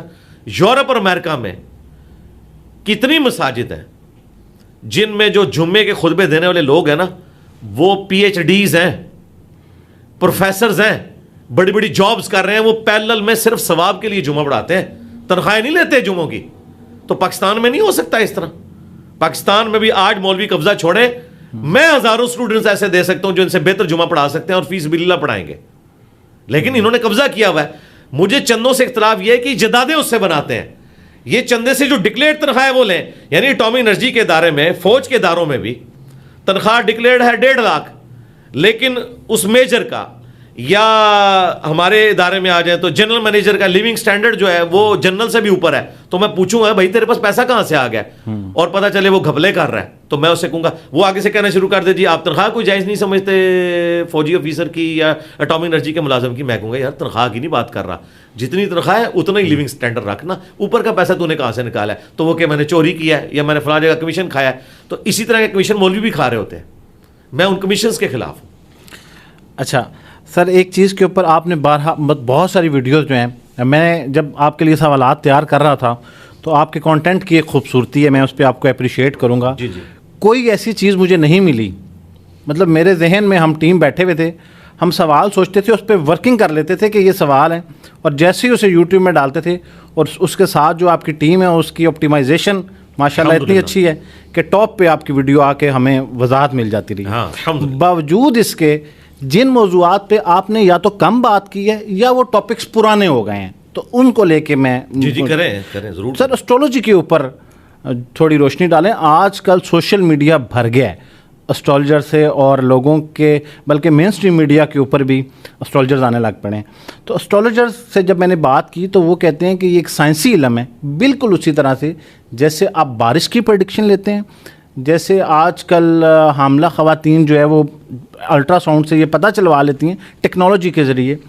تو یہ بالکل ایک سائنٹیفک علم ہے, اس کی بنیاد سائنٹیفک ہے, نہ تو ڈیوائن نالج ہے نہ یہ جادو ہے. اور پھر ایک چیز سے جو ایک اور چیز ہے وہ اس میں ایک سورہ کا حوالہ بھی دیتے ہیں, اس کی پہلی آیت جو ہے جس میں قسم کھائی گئی ہے سیاروں کی, تو وہ کہتے ہیں تو یہ سب حقیقت ہے. اب آپ کا موقف اس کے اوپر چاہیے. ستاروں کی قسم کھانے سے نجم میں سوری سر جی وَالنَّجْمِ إِذَا هَوَىٰ جی مَا ضَلَّ صَاحِبُكُمْ وَمَا غَوَىٰ سورۃ النجم ہے. اس کے علاوہ بھی ہے یہ آپ نے جو اتنا بڑا پنڈورا باکس کھولا ہے نا, اس پہ میں نے ہر اینگل سے گفتگو کی ہے. علم نجوم لکھیں, میری تفصیلی ویڈیوز کھولیں گے. سر اب میں آپ کو ریبٹل کرتا ہوں, اب آپ کے سوال کا جواب. اچھا, پہلی بات یہ ہے, سائنس کے اسٹوڈنٹ کو کوئی یہ بتا رہا ہے کہ علم نجوم سائنس سے تعلق رکھتا ہے. میرے بھائی, دنیا کا کون سا سائنٹسٹ ہے جو علم نجوم کو سائنس کہتا ہے؟ سر علم فلکیات کی بات ہو رہی ہے. علم فلکیات, ہاں جی. اس کو کون سا دنیا کا سائنٹسٹ ہے جو اسے یہ سائنس کہتا ہے؟ جس فلکیات کی آپ بات کر رہے ہیں وہ یہ ہے کہ نظام شمسی میں کتنے سیارے ہیں, ٹھیک ہے جی, ان کی اینگولر فریکوینسی کیا ہے, وہ کتنے عرصے میں سورج کے گرد اپنا چکر مکمل کرتے ہیں, یہ سائنس ہے. یہ لوگوں کی مستقبل کی پریڈکشن, یہ تو کوئی سائنس نہیں ہے. سائنس تو ان طرح کی ساری چیزوں کو جوتے کی نوک پہ رکھ کے پرے پھینکتی ہے. سائنس تو اس کو توہمات کہتی ہے. سائنس تو مذہب کی جو پرورٹڈ نیچر والے عقائد ہیں وہ ان کو ماننے کے لیے تیار نہیں ہے. یہ تو شاہی کوئی نہیں ہے. آپ مجھے کل کو یہ بتائیں گے کہ سائنس نے ثابت کیا ہے کہ کالی بلی راستہ کاٹ دے تو نحوست ہے, کوا منڈیر پہ بیٹھے تو مہمان کے آنے کی نوید ہے, اور رات کے وقت جھاڑو دینا یہ نحوست ہے. سائنس تو اس طرح کی چیزوں کو مانتی نہیں. سائنس تو بالکل اس نالج کو فراڈ مانتی ہے. کوئی سائنس نہیں اس کو مانتی. جو آپ نے سائنس کی باتیں کی وہ سائنس میں آتی ہیں. سائنس کی بیسک ڈیفینیشن ہے the knowledge obtained through observations and experiments is known as science. مشاہدات اور تجربات سے حاصل کیا گیا علم سائنس کہلاتا ہے. اور سائنس کا علم ویریفائی ہوتا ہے. سائنس کا علم یہ ہے کہ اگر 2 روٹیاں اور 2 روٹیاں گنے نا تو 4 ہی آئیں گی. 2 گھوڑے اور 2 گھوڑے گنے تو 4 گھوڑے ہی آئیں گے. یہ آپ جتنی بھی پروڈکٹس کے اوپر اس کو پرفارم کریں گے 2 + 2 = 4 ہی آئے گا. سائنس یہ کہتی ہے کہ جو ہم نے چیز اسٹیبلش کر لی ہے فزیکل فینومینا آف نیچر کی, وہ ہمیشہ ایک جیسا رزلٹ دے گی. اب اس اعتبار سے مجھے یہ بتائیے, جو لوگ ہاتھوں کی لکیروں کے ذریعے یہ باقی چیزوں کے ذریعے, انہوں نے کتابیں بھی لکھ دی ہیں, جی جی, ان سے آپ یہ پوچھیں گے ڈیفینیٹ علم ہے, وہ کہیں گے نہیں, کیونکہ انہیں پتہ ہے کہ دنیا میں کئی مشہور بندے ایسے ہیں جن کے ہاتھوں کے اوپر شہرت کی لائن ہی کوئی نہیں موجود ہے. لیکن سائنس اگر اسے مانے گی نا, وہ کہے گی یہ ہو ہی نہیں سکتا کہ بندہ مشہور ہو اور لائن نہ نکلے. کیوں؟ وہ کہے گی آپ 2 گھوڑے اور 2 گھوڑے جمع کریں 4 گھوڑے آئیں گے. یہ نہیں ہوں گے کہ گھوڑوں کے کیس میں یہ 5 بن جائے. سائنس یہ کہتی ہے کہ 1 ارب دفعہ بھی آپ اس چیز کو ریپیٹ کریں گے رزلٹ ایک ہی آئے گا. تو یہ سائنس کوئی نہیں ہے. پہلے تو یہ اپنے دماغ سے نکال دیں, کوئی سائنس نہیں ہے. یہ ایک توہمات کا علم ہے. سائنس بالکل اسے نہیں اون کرتی.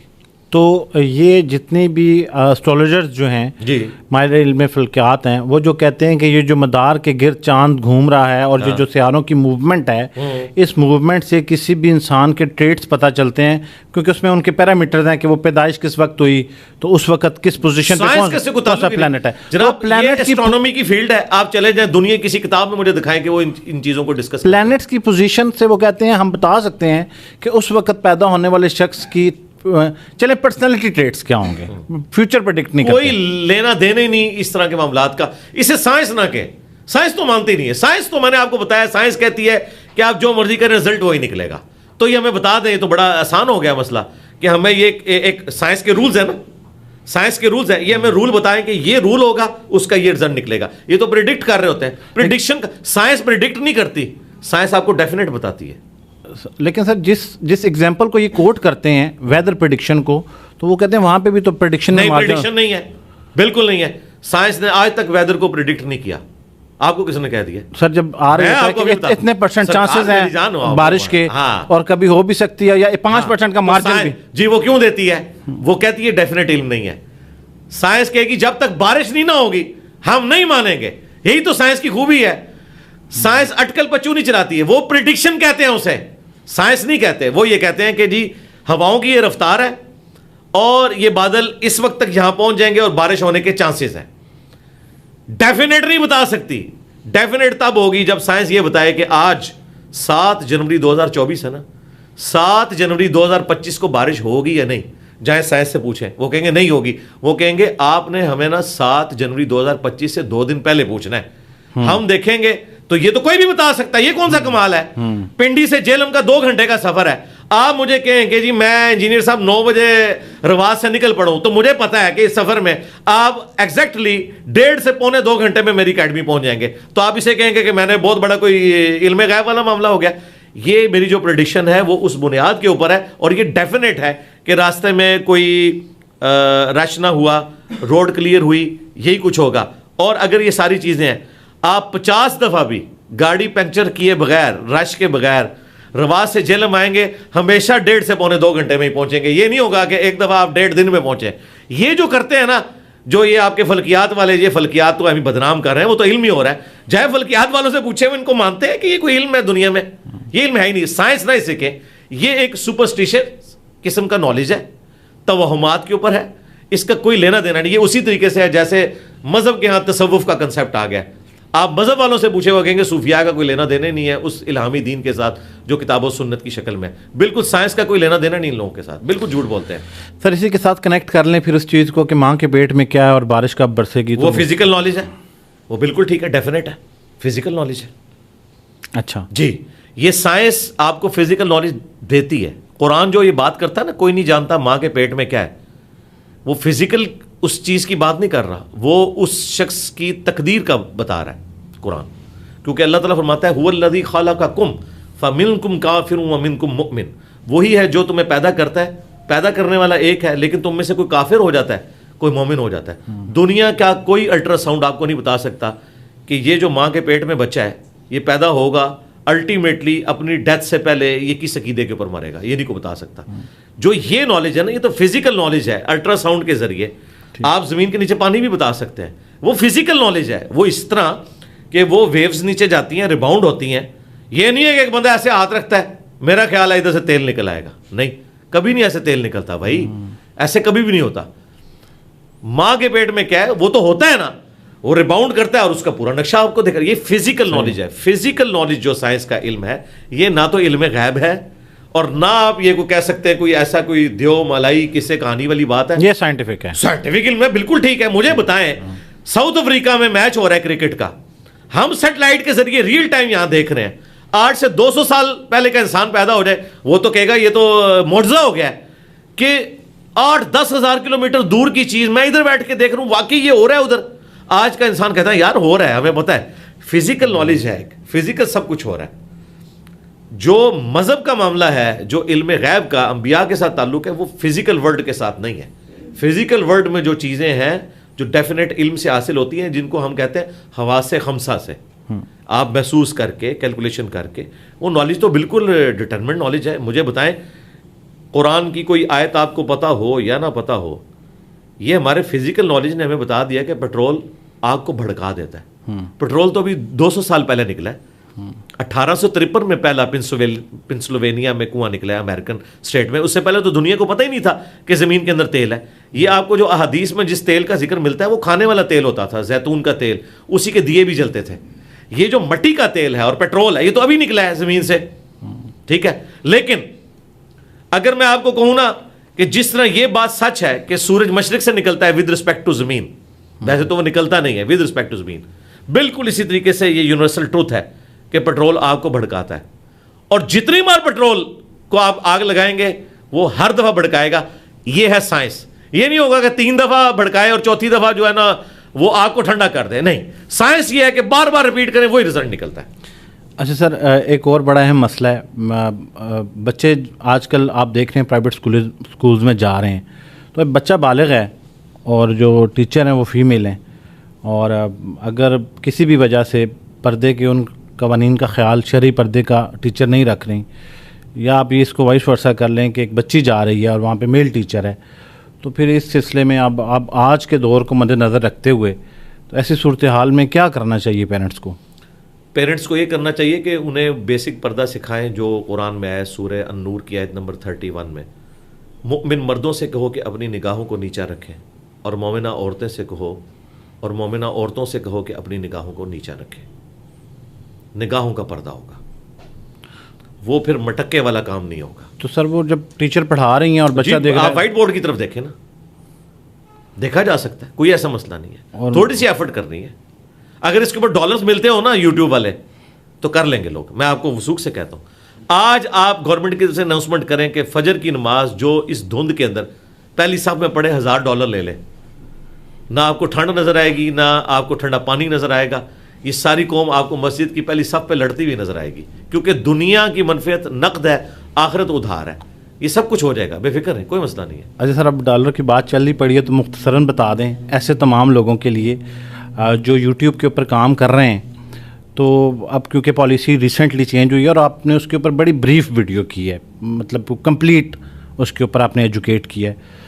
تو اب اس سے جو سننے والوں کو یہ لگا ہے کہ اس میں سے جو ایک تو یہ چیز ہے کہ اضافی جو آمدن آ رہی ہے، آپ کیلکولیشن میتھڈ بتایا ہے اس کا، ایک تو وہ ایک میتھڈ جو ہے یوٹیوب خود بھی دے رہا ہے. اب مجھے نہیں پتا تھا، بعد پتہ چلا اس میں تو ڈائریکٹ میتھڈ پورا موجود ہے. تو وہ والا تو بڑا ایزی ہو گیا کہ کالم بنانے کی ضرورت ہی نہیں ہے. جی جی جی ٹھیک ہے، تو آپ ڈائریکٹلی وہاں سے لے کے کر سکتے ہیں. لیکن اس کے باوجود آپ نے اب اس میں آپ اس کو غیر شرعی انکم کہتے ہیں، یا ہم حرام کا لفظ اگر یوز کر لیں، یا پارشلی حرام کہتے ہیں، جو اوپر کی 5% کی آپ نے بات کی ہوئی ہے سر. تو وہ اب تو بڑی صورتحال گمبھیر. جی میرے بھائی، اگر جاوید احمد غامدی صاحب جیسے اسکالر، جنہیں لوگ سو کالڈ لبرل اسکالرز مانتے ہیں، جی سر، وہ جرت نہیں کر رہے اس کو حلال کہنے کی، تو باقی تو شاہی کوئی نہیں. مفتی تقی عثمانی صاحب نے تو کیٹاگوریکلی اس کے اوپر فتویٰ دیا ہوا ہے. دیکھیں دو ایکسٹریم ہے، ایک طرف آرتھوڈاکس سسٹم ہے آپ کے علماء کا جس کے نمائندہ ہیں تقی عثمانی صاحب، دوسری طرف ایک لبرل قسم کا اسلام پیش کر رہے ہیں. یعنی ان لوگوں کی نظر میں، بعض معاملات میں ہماری نظر میں بھی، لیکن ہم کئی چیزیں غامدی صاحب کی ان سے بہتر سمجھتے ہیں. تو غامدی صاحب سے بھی پوری کوشش کروائی حسن لیاس بھائی نے کہ کس طریقے وہ کہہ دیں جائز ہے. تو اس پہ میں وہی بات کروں گا. مودودی صاحب کے بارے میں مشہور ہے، مودودی صاحب سے کسی نے کہا کہ سود ان کا حرام ہے، اس نے کہا اگر یہ ہو جائے، اگر وہ ہو جائے، ان کا حرام ہے. وہ کافی ادھر ادھر سے آ کے انہوں نے الٹیمیٹلی کہا یار سود تم نے کھانا ہے، جہنم میں جانا ہے، مجھے کیوں ساتھ گھسیٹ کے لے کے جا رہے ہو؟ خود جاؤ بھائی، مجھے نہ بیچ میں ڈالو.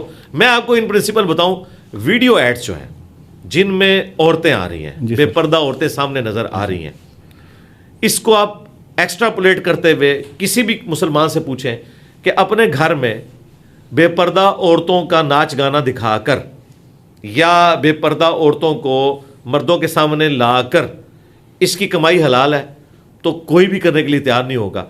یہی چیز جب ویڈیو میں چلی جاتی ہے تو ہمیں سوچنے کا زاویہ کیوں بدل جاتا ہے. یا تو صابن کے ویڈیو ایڈ میں بھی، چلے صابن تو پھر بھی عورتیں استعمال کرتی ہیں، شیونگ بلیڈ، جی سر، اور شیونگ بلیڈ سے مراد جو مرد شیو کرتے ہیں، اس میں عورتوں کو دکھانے کا کیا کام بنتا ہے؟ تو یہ عورت کو کموڈٹی بنا کے پیش کیا گیا. میرا خیال ہے پھر آپ ٹھیک ہے، آپ ایڈسن کو چھوڑ دیں، کسی اور سے کر لیں یا پروموٹ کریں. جس طرح کئی لوگ ہیں جو یوٹیوب کے اوپر پروموشن کے لیے بھی ویڈیو ساتھ بیچ میں ڈال دیتے ہیں اپنی کسی پروڈکٹ کو پروموٹ کرنے کے لیے، اور ان کا ڈائریکٹ ٹھیکہ ہوتا ہے ان کے ساتھ. جی جی، دھروو راٹھی جس طرح کئی ویڈیوز میں وہ کرتے ہیں، اس طرح کی آپ کرنا شروع کرتے ہیں. راستہ تو موجود ہے آپ کے پاس. تو سر اس سے کے ساتھ یہ بھی تو ہو سکتا ہے کہ سر دیکھیں اب یہاں پہ کوئی گنجائش نکل سکتی ہے، کیونکہ یہ اس کے اوپر اب میرا اختیار تو نہیں ہے. جی جی، یہ آپ بہت اچھے طریقے سے اس کو سمجھتے ہیں سر، اور میں اجازت چاہوں گا کہ آپ سے یہ سوال کر سکوں کہ آپ بہت ٹیکنیکلی ڈیپتھ میں سمجھتے ہیں کہ میرا اختیار نہیں ہے، اور نہ ہی مطلب یوٹیوب کو ایڈورٹائزر نے پش کیا کہ آپ وہ ایڈ لگائیں. تو اب اگر میرا اختیاری معاملہ ہی نہیں ہے سر اس میں، ہاں یوٹیوب پارٹنر پروگرام میں لیو کر دوں تو اس میں پھر آپ سالوں کی محنت میں آپ خود ہی جانتے ہیں کہ ایک چینل جا کے وہ کسی جگہ پڑا چلا جائے. تو یہ اب اس صورتحال میں اگر کوئی گنجائش بتا دیا نا کہ جو آپ کے امیجز والے ایڈز ہیں جی سر، ان کی انکم لادا سے شو ہوتی ہے، اس میں ویڈیو ایڈز کی لادا سے ہوتی ہے. تو اس کو نکال کے ہم کسی کو دے دیں. ہاں کسی کو دے دیں. اور اگر آپ خود ضرورت مند ہیں، زندگی موت کی کشمکش میں ہے، اور سور کھانا آپ کے لیے جائز ہے تو آپ خود بھی کھا لیں. سر آج کا نوجوان جس کو آپ کہتے ہیں کہ باہر چلا جائے کمائی کرنے کے لیے، اگر پاکستان میں وہ تو سر معاشی جنگ ہی لڑ رہا ہے نا سر، تو اس نوجوان کے لیے باہر جانا تو بہتر ہے، وہاں تو آپ حلال کی کمائی کریں گے بھائی. لیکن چلے اگر پاکستان میں وہ باہر کی کمائی لے آتا ہے یہاں بیٹھے ہوئے یوٹیوب کے ذریعے، یعنی سلطانہ ڈاکو، یہی غلط طریقے سے نا. اچھا اگر وہ میں تو بار بار دل کر رہا ہے آپ کو مودودی صاحب والا ہی جواب دوں. اچھا سر اس کو مختصر کر لیتے ہیں سر، مختصر یہ کر سر. دیکھیں اگر ایڈ کا ہی مسئلہ ہے سر تو پھر تو یہ سر بہت بڑی بات ہے. دیکھیں ایڈورٹائزمنٹ کے بغیر تو ٹی وی چینل بھی نہیں چل رہا، تو پھر اتنے سارے اینکرز بیٹھے ہوئے ہیں. ایڈورٹائزمنٹ کے بغیر تو سوسائٹیز نہیں چل رہی، ہاؤسنگ سوسائٹیز ایڈورٹائزمنٹ کے بغیر. اور اس پہ کس طرح کے ایڈ آتے ہیں میں یہاں پہ ضروری نہیں سمجھتا کہ ان کو ایکسپلین. اچھے ایڈز بھی موجود ہیں، مجھے بتائیں. چلے میں آپ کی بات کو ابھی ریبٹل کرتا ہوں. جنید جمشید صاحب کے آؤٹ لیٹس پورے ملک میں چل رہی ہیں، ان کا کون سا بےہودہ ایڈ ہے؟ انہوں نے تو ڈمیز بھی اس طرح کی نہیں رکھی ہوئی ہیں. لیکن سر میں چل رہے ہیں نا، جی تو میں نے ثابت کر دیا. بالکل سر. اس سے آگے سٹائلو स्टाइलो वालों के अगर आप एड्स देखें, औरत का चेहरा कभी नहीं उसमें वो दिखाते, सिर्फ पाँव दिखाते हैं। पहले मैंने ना इसको जरा गौर किया, मैं चूंकि एक दो दफ़ा वाइफ के साथ गया शॉप के ऊपर, तो वहाँ पे ना एड्स कुछ चल रहे थे, वो डिस्प्ले हुए ना, तो वो मेरी अचानक नज़र पड़ी, तो मैंने देखा कि वो सिर्फ पाँव को टारगेट किया हुआ है, यानी औरत की शक्ल और बाकी चीज़। अच्छा, फिर मैंने अपनी वाइफ से जिक्र किया, मैंने कहा मुझे लगता है ये रिलीजियस लोग हैं, ये जानबूझ के इस तरह के इश्तिहार बनाते हैं। उस वक्त उनके टीवी पे इश्तिहार नहीं इस तरह के आते थे, अब टीवी पे भी आने शुरू हुए हैं ना, औरत को ऊपर से नहीं दिखा रहे, सिर्फ पाँव से दिखा रहे हैं। उन्होंने कुछ ना कुछ उस गिवन सर्कमस्टांसेस के अंदर अपने इश्तिहारात को मैनेज किया हुआ है। ये मैंने आपको बाय नेम मेंशन किया कि इस तरीके से भी इश्तिहार किए जा सकते हैं। तो इसका मतलब तो बड़ा वाज़ेह आप बता रहे हैं कि एडवर्टाइज़र जो है वो एहतियात करे। जी जी, यही कह रहा हूँ ना। तो फिर इसका मतलब है कि जो उस एडवर्टाइज़र के ऊपर ये फतवा होना चाहिए ना सर, किसी जी जी जी। लेकिन जब मेरा इख्तियार आएगा ना, मसलन मैं कहता हूँ कि मैं इधर भी मैं फीमेल्स को डायरेक्ट इंटरव्यूज़ नहीं देता ना। जी बिल्कुल सही है, इसलिए कि मेरा इख्तियार है ना, यहाँ पे भी इख्तियार है ना टीवी चैनल्स का, वो वाले इश्तिहार लें। अगर उन्हें अपनी आखिरत की फिक्र है तो वो पाबंद करें कि भाई हम अपने टीवी चैनल के ऊपर इस तरह के इश्तिहार यार और छोड़ दें। मदनी चैनल भी तो चल रहा है ना, तो सर बगैर इश्तिहारात के चल रहा है। सर चल तो रहा है, लेकिन आप देखें ये वो नॉन प्रॉफिट ऑर्गेनाइजेशन है, ये कमर्शियल, प्रॉफिट वालों में भी मेरे ख्याल ये कमर्शियल इदारा है सर, इनका कंपैरिजन नहीं है। कमर्शियल जो इदारे हैं वो इतने स्ट्रांग हैं, अगर उन्हें अपनी आखिरत बचानी है तो फिर ये कर लें, और अगर उन्होंने दोवें जाने मुठ्ठे बाऊ तो नहीं हो सकता ना। ये तो हो नहीं सकता ना कि पैरेलल में आप आग और पानी को एक जगह जमा कर दें। तो दरमियान का सलूशन मैंने बता दिया ना, वो लोगों को भी कायल करें कि हम 17 केमिकल्स वाले हैं, उन्होंने अपना सारा कारोबार बैंकिंग सेक्टर से उठाया था कर्जे उठा के, लेकिन आज से कई साल पहले उन्होंने अनाउंसमेंट की कि हमने सूदी लेन देन ख़त्म कर दिया है। अब उनका अगर कोई थोड़ा बहुत लेन देन है वो इस्लामिक बैंकिंग के थ्रू है, अदरवाइज उन्होंने अपना पूरा कारोबार जो है वो शिफ्ट कर लिया उसके ऊपर, और वो एलानिया कहते हैं। तो कोई डूब तो नहीं गए, इतनी बड़ी उनकी एक इंडस्ट्रीज़ का सिलसिला चल रहा है, हज़ारों लोगों को उन्होंने जॉब्स दी हुई हैं। तो आपके मुल्क के अंदर ऐसे लोग मौजूद हैं जिन्होंने साबित किया है कि हम ये सब कुछ कर सकते हैं, हलाल के ज़रिए भी कर सकते हैं, हलाल के ज़रिए करके बताया उन्होंने। तो आप ये कह रहे हैं कि ये मैकेनिज्म तब्दील होना चाहिए? जी होना चाहिए। और जो मौजूदा एड मॉडल है टीवी चैनल्स का, उससे आने वाली कमाई जो है जी जाहिर है वो मशकूक है। कैसे मैं अच्छा, हराम है, हराम है। और सर जो 5% का शेयर आपने बताया, अगर कोई शख्स उसको फिर सारे चला के गरीबों में बांटना ही है तो 10 लाख बांट दें। ना क्यों चलाए? देखें, अगर मेरे सामने अमरूद कटे हुए आ गए और मैंने उसके अंदर कीड़े देख लिए, अब मैं नहीं खाऊंगा। हाँ, राह चलते हुए अनसीन बैक्टीरियाज इनहेल मैंने कर दिए, मेरा उनके ऊपर कोई इख्तियार नहीं है। ये इस्लाम का प्रिंसिपल है। ये मैं देखें, मैं मैथमेटिकली एक चीज़ को लेके चलूँगा, जितनी अल्लाह ताला इजाज़त देगा। अल्लाह ताला के कवानीन है, ला युकल्लिफुल्लाहु नफ्सन इल्ला वुस्अहा। अल्लाह ताला किसी जान पर इससे बढ़कर बोझ नहीं डालता सवाए उसके कि जो वो बर्दाश्त कर सकता है। जो आप अल्लाह को जस्टिफाई कर सकते हैं ना, वो तो आप बात करें। आप तो मुझे नहीं जस्टिफाई कर सकते ये बात। हम अल्लाह ताला के सामने ये मुकदमा लड़ सकते हैं कि या अल्लाह, यहाँ तक हमारा इख्तियार था, इसके बाद हमारा इख्तियार ख़त्म हो गया था, हम आखिरी दर्जे में कोशिश करके इसको इस तरीके से मेंटेन कर रहे हैं, इसके बाद हमारे पास कोई चॉइस नहीं थी। लेकिन जो आप केस बता रहे हैं वो तो मेरे पास चॉइस है। मैं क्यों जानबूझ के ऐसा मामला करूं कि मैं हराम चलाऊं और मैं फिर ये कहूँ, और फिर दूसरा मैं अपनी गारंटी तो चले दे लूँगा कि मैं गरीबों पे खर्च कर रहा हूँ, मैं कल को मर जाता हूँ, मेरी औलाद उस चैनल के साथ क्या करेगी? तो ये इस चीज़ का एक चेन शुरू हो जाती है। मैं अपने लिए नहीं करता, आपका अल्लाह का मामला है, आप जाने और अल्लाह जाने। मैं तो आपको एक या फिर हम मसूद साहब का फतवा ले लें। किनका? मुफ्ती मसूद साहब का। सर नहीं, मैं आपको क्यों किसी के पास इस एतबार से भेजूं कि मैं, या तारिक जमील साहब भी तो कर रहे हैं। जी, मुफ्ती तकी उस्मानी साहब का फतवा ले लें, मैं उनके साथ एग्री करता हूं, और गामदी साहब का फतवा ले लें। दोनों का एक ही फतवा इस मसले में, देख लें। बोतल मछली कहीं ना है, लेकिन फतवा एक है। अब सर मैं एहतरामन तो आपकी ये बात ज़रूर मान रहा हूँ इस टाइम पे, लेकिन लॉजिकली मुझे ये लगता है, ये मेरा बिलीफ सिस्टम है कि इसकी कमाई के ऊपर ना तो एडवर्टाइज़र का इख्तियार, क्रिएटर का इख्तियार है, ना जो है वो यूट्यूब का इख्तियार है। ये जो पता है, ये हमारा मुकदमा ही नहीं है। ये जो ऐड बनाने वाला है वो हराम कमाई कर रहा है, वो ना ऐसे ऐड बनाए जैसे आप होना चाहिए। जैसे आपने एग्जांपल दी शू कंपनी की, तो ना ऐड बनाए। तो उनको ये निज़ाम ठीक करना है, तो वो क्योंकि जबरन ये ऐड बना के यूट्यूब को भी दे रहे हैं, और फिर यूट्यूब बहालते मजबूरी, क्योंकि उन्होंने भी अपना निज़ाम चलाना है ना, तो वो एडवर्टाइज़र को दे रहे हैं। तो मैं अभी जो आप इसको कह रहे हैं, मैं اگین یہ کہہ رہا ہوں کہ یہ احتراماً تو میں مان سکتا ہوں کہ آپ کہہ رہے ہیں نہیں یہ حرام ہی ہے. نہیں میں آپ کو نہیں کوئی احترام اپنا نہیں کروا رہا, میں لیکن میں بات نہیں دیکھیں, لیکن لاجیکلی سر جو ہے نا یہ جو ایڈورٹائزر ہے نا سر اس کی کمائی حرام ہے. حضرت یہ آپ کو میں جو جواب دے رہا ہوں نا جی سر, اس کا جو میرے والا حصہ ہے اس سے میری آخرت جوڑی ہوئی ہے. جو آپ کا حصہ ہے مجھے اس سے کوئی انٹرسٹ ہی نہیں ہے. آپ احترام چھوڑیں, آپ بے احترامی کریں اور آپ جو مرضی کریں وہ آپ اللہ تعالیٰ کو جواب دیں. لیکن میں یہ کہتا ہوں میرے کندھے پہ رکھ کے بندوق نہ چلائیں. یہ جو آپ نے بات کی نا اس میں ایک گنجائش میں آپ کو بتا سکتا ہوں, وہ گنجائش بتا سکتا ہوں. جو ہمارے ریٹیلرز ہیں, دکاندار یا جو جنرل سٹورز ہیں, انہوں نے صابن کی ٹکیاں رکھی ہوئی ہے, انہوں نے اور چیزیں رکھی ہوئی ہیں. اب ان صابن کی ٹکیا کے اوپر بھی ایک فیمیل کی تصویر ہے, اس کو وہ اوائڈ نہیں کر سکتے کیونکہ ان کا مقصد صابن بیچنا ہے, تصویر تو نہیں بیچنا, تصویر بیچنا ان کا مقصد نہیں ہے. وہاں پہ اوائڈ نہیں ہو سکتا, وہاں وہ آپ والا فتویٰ لگ سکتا ہے, میں اسے انڈورس کرتا ہوں. لیکن یوٹیوب کے اوپر جو ایڈز چلتے ہیں نا وہ ہمارے اختیار میں ہے کہ ہم اسے ہم نے یہ جب انہوں نے ایڈ زبردستی داخل کیا, ہم نے جو مڈ رول والا ہے اب نومبر کے بعد, ہم سر نومبر کے بعد, ہاں اس کے بعد بھی اس میں اختیار ہے کہ بیچ میں نہ چلے ہمارا, لیکن شروع اور آخر میں چلیں گے سر. جی سرکار اس میں تو ہمارا اختیار نہیں ہے نا. نہیں ہے. اچھا, اور وہ بھی ہر دفعہ نہیں چلتا, اگر اشتہار ہو تو چلاتے ہیں, ہر دفعہ نہیں ویڈیو پہ چلتا ہے. چلیں یہاں تک ہم, ٹھیک ہے. اور یہ اس ٹیکنیکل چیز ہے. ایک بار شروع ہو گیا نا, اس کے بعد بیچ میں قرآن کلاس ہماری شروع ہوئی, ہم نے لوگوں کو بتایا, میں ہر ویڈیو کے نیچے کامنٹس کرتا ہوں کہ اگر کوئی اشتہار چلے تو یہ ہمارا کوئی لینا دینا نہیں. اب شروع میں اشتہار چلا, اسکپ کیا, پوری 2 گھنٹے کی کلاس میں اشتہار نہیں دوبارہ آئے گا.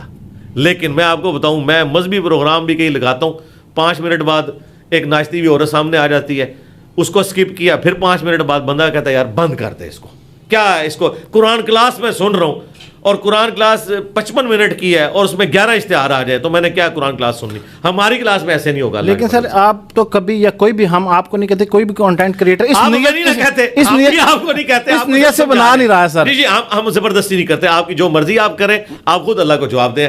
ہم نے آپ کے کسی بھی غلطی کا بوجھ ہم نے نہیں اپنے کندھے پہ اٹھانا. اچھا چلیں سر, اب اس کے اوپر ایک نیکسٹ چیز ہے, ہم ایک سوال لے لیتے ہیں شریک کہ یہ سر باندی کے کانسیپٹ کے اوپر بات کرنا چاہ رہے ہیں, اور یوٹیوب کے کیس کو ہم نے یہاں پہ سم کیا جی کہ انما الاعمال بالنیات, کیونکہ کسی کی نیت اگر کانٹینٹ دکھاتے ہوئے یہ نہیں ہے کہ میں نے برا اشتہار دکھانا ہے, جیسے انجینئر صاحب نے اگزامپل دی ہے اور وہ جبری ایڈ ہے, اس کا ایک فارمولہ بھی ہے, آپ ہم بھی اپنے ڈسکرپشن میں لنک دے دیں گے, آپ بھی ایک ویڈیو دیکھ سکتے ہیں, انجینئر محمد علی مرزا صاحب کے چینل کے اوپر موجود ہے یوٹیوب کے حوالے سے. تو ہم وقت کو بچاتے ہوئے ایک نیکسٹ سوال کے اوپر چلتے ہیں. سر یہ باندی کے کانسیپٹ کے اوپر بتائیں, قرآن پاک میں موجود ہے اور پھر اس کے بعد وہ ختم ہو گیا. میں سوال کو مختصر کر رہا ہوں کیونکہ بڑی واضح چیز ہے. تو سر وہ اس میں یہ بتایا گیا کہ جنگ کے دوران جو خواتین مقابلہ کرنے کے لیے آتی تھیں تو وہ ان کو باندی بنا لیا جاتا تھا تاکہ وہ بعد میں دوبارہ واپس جا کے بچوں کو نہ کریں. تو سر اس کے بعد یہ ختم کر دیا گیا, تو لیکن قرآن پاک میں آج بھی یہ موجود ہے. تو سر آج کے دور میں اگر جنگ لگ گئی ہے اور دشمن ملک جو ہے وہ خواتین کے ساتھ حملہ کر دیتا ہے تو پھر یہ رول اپلائی ہوگا یا؟ جی اپلائی ہوگا. یہ باندی کا کانسیپٹ آ جائے گا, ختم نہیں ہوا, آبسلیٹ ہوا ہے. اچھا, آبسلیٹ کا مطلب ہے کہ گیون سرکمسٹانسز میں اب وہ قابل عمل نہیں رہا. جس طرح آیا کہ روزہ کوئی توڑ بیٹھے تو ایک غلام کو آزاد کرے گا, یا قتل خطا ہو گیا ایکسیڈنٹل قتل تو ایک غلام کو آزاد کرے گا, اب غلام تو نہیں ملتے. اس کا یہ مطلب نہیں ہے کہ یہ سسٹم حرام ہو گیا, ڈسکریج ہوا, اپنی موت خود مر گیا. لیکن اگر دوبارہ خلافت قائم ہوتی ہے اور اسی طرح کی صورتحال بنتی ہے جو خلفائے راشدین کے دور میں تھی, تو ظاہر نبی علیہ السلام کے جانے کے بعد نئی شریعت تو کوئی نہیں آئی, تو خلفائے راشدین کے دور میں اگر ایک چیز چل رہی تھی تو آج بھی اسی طریقے سے ویلڈ ہے.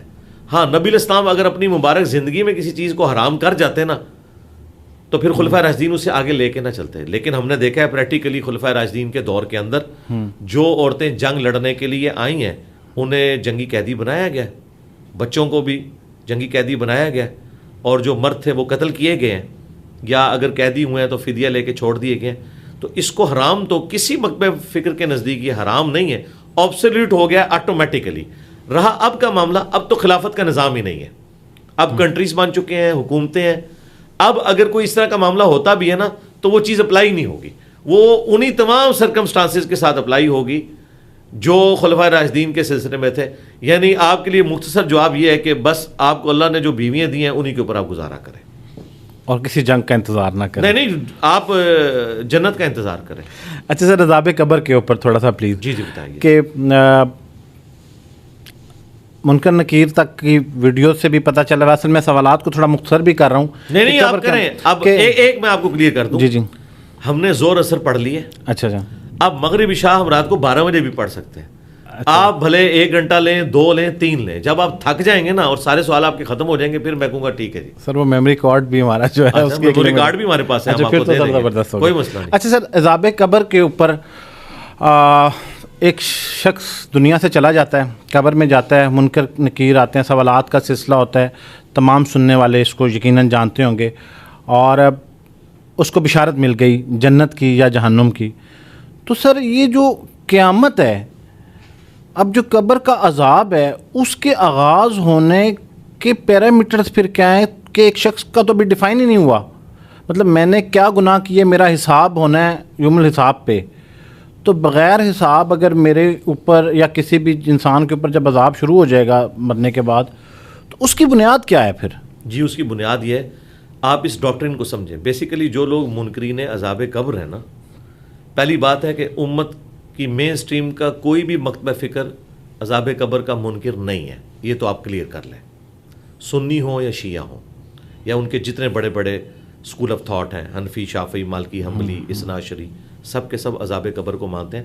اور یہ عذاب قبر کا لفظ جو ہم عموم کے لیے استعمال کرتے ہیں, بیسیکلی عذاب برزخ ہے, ان سین بیریئر.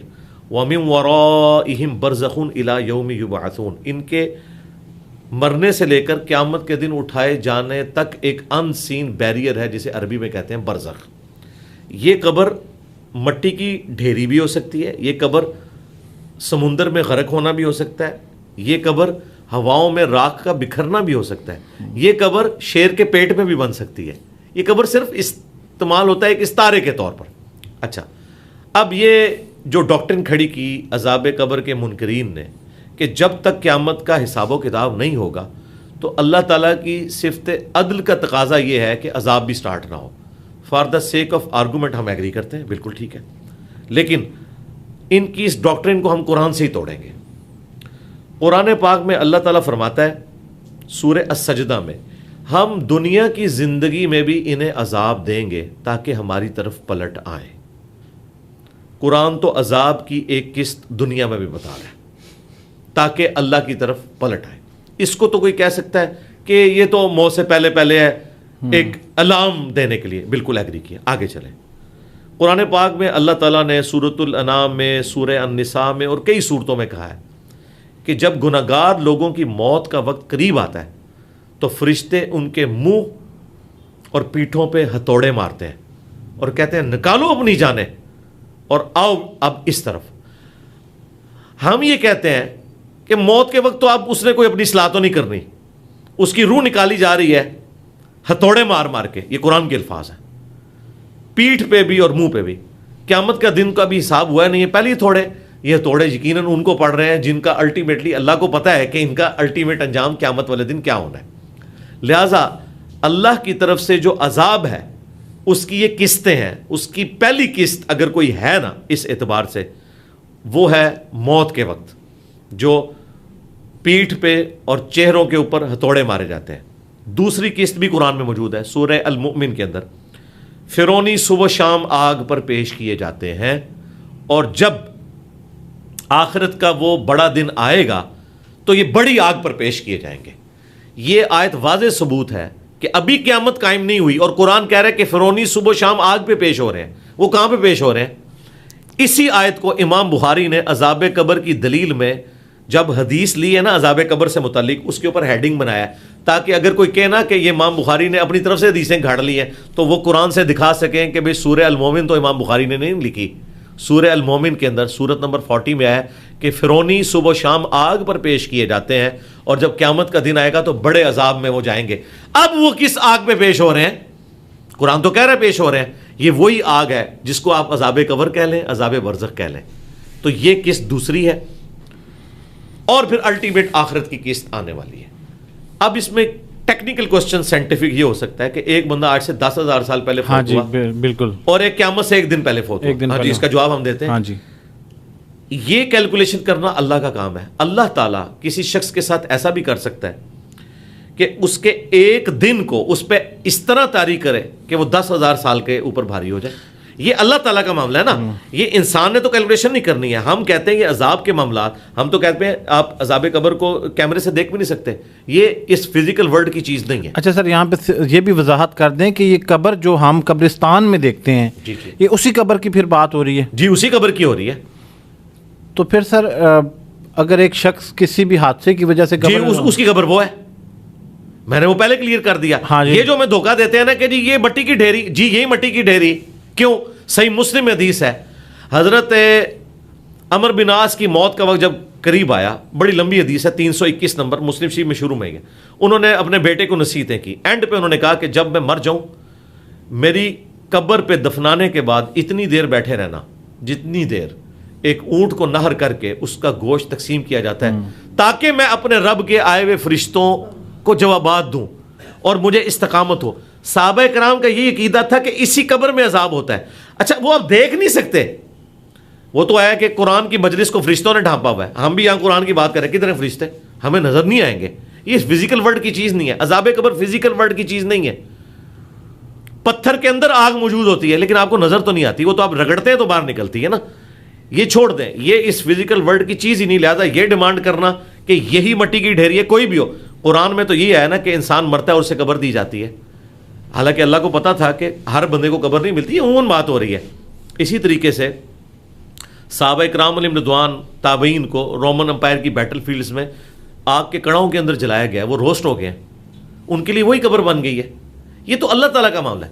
اچھا پھر سورہ توبہ میں آیا, اے نبی علیہ السلام آندہ کے بعد مستقبل میں آپ نے نہ تو کسی منافق کا جنازہ پڑھنا ہے اور نہ اس کی قبر پہ جا کے کھڑے ہونا ہے. تو یہ جو قبر والا معاملہ چل رہا ہے, اللہ تعالیٰ نے اسے بڑی امپورٹنس دی ہوئی ہے.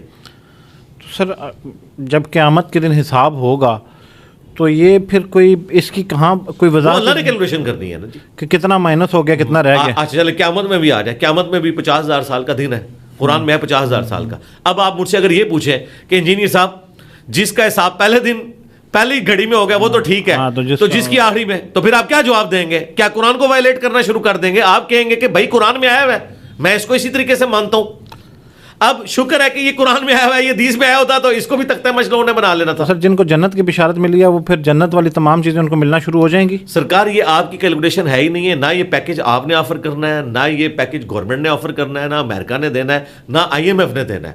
یہ اللہ نے دینا ہے. یہ اللہ کو پتا ہے کہ وہ آخرت کی کیفیت کیا ہے. ہمیں تو ایک دھندلا سا تصور بتایا گیا ہے. ہمیں تو یہ بھی بتایا گیا ہے بخاری مسلم میں کہ 7 قسم کے لوگوں کو اللہ کے عرش کا سایہ نصیب ہو جائے گا قیامت والے دن میدان محشر میں. ان کی جنت وہیں سے شروع ہو جائے گی. جب اللہ کے عرش کا سایہ مل گیا آپ کو, پھر میدان محشر میں ہونے والے سارے کے سارے کام وہ آپ کے لیے ایک اس تماشائی کے مانند ہے جو پیویلین میں ایئر کنڈیشن کمرے میں بیٹھ کے پسینے میں شرابور کرکٹر کی بیٹنگ دیکھ رہا ہے. وہ کیفیت صرف کرکٹر گزار رہا ہے, وہ تو بیٹھا ہوا ہے ایئر کنڈیشن کمرے میں. جو اللہ تعالیٰ کے عرش کے سائے کے نیچے آ جائے گا, وہ بھلے 50,000 سال کا دن بھی ہو, اس کے لیے تو آسان ہو جائے گا کاٹنا. وہ تو پھر انجینئر صاحب ہم یہ کہہ سکتے ہیں کہ جو شخص جس دن مرا پھر اس کی قیامت شروع ہو گئی؟ جی بخاری مسلم میں حدیث ہے, جو مر گیا اس کی قیامت شروع ہوگی. اس کی قیامت شروع ہوگی. اور وہ قیامت کیا ہے؟ وہ آخرت. آخرت کیا ہے؟ مرنے سے لے کر جنت یا جہنم میں پہنچنے تک یہ سارے کا سارا پورشن آخرہ ہے. اما عائشہ کی حدیث ہے بخاری میں, جب نبی علیہ السلام کا آخری دن تھا, عبد الرحمن بن ابی بکر آئے, ان کے ہاتھوں میں مسواک دیکھی, نبی علیہ السلام نے اشارہ کیا مسواک ترغیب کے لیے, آپ نے اپنے منہ میں ڈالی لیکن آپ کمزوری کی وجہ سے چبا نہیں سکے. تو سیدہ عائشہ کہتی ہیں میں نے وہ چبا کے حضور کو دی اور نبی علیہ السلام نے اس کو چبایا. اور اما عائشہ کہتی ہیں میری خوش قسمتی ہے کہ اللہ تعالیٰ نے میرے تھوک کو اور نبی علیہ السلام کے تھوک کو اکٹھا کر دیا.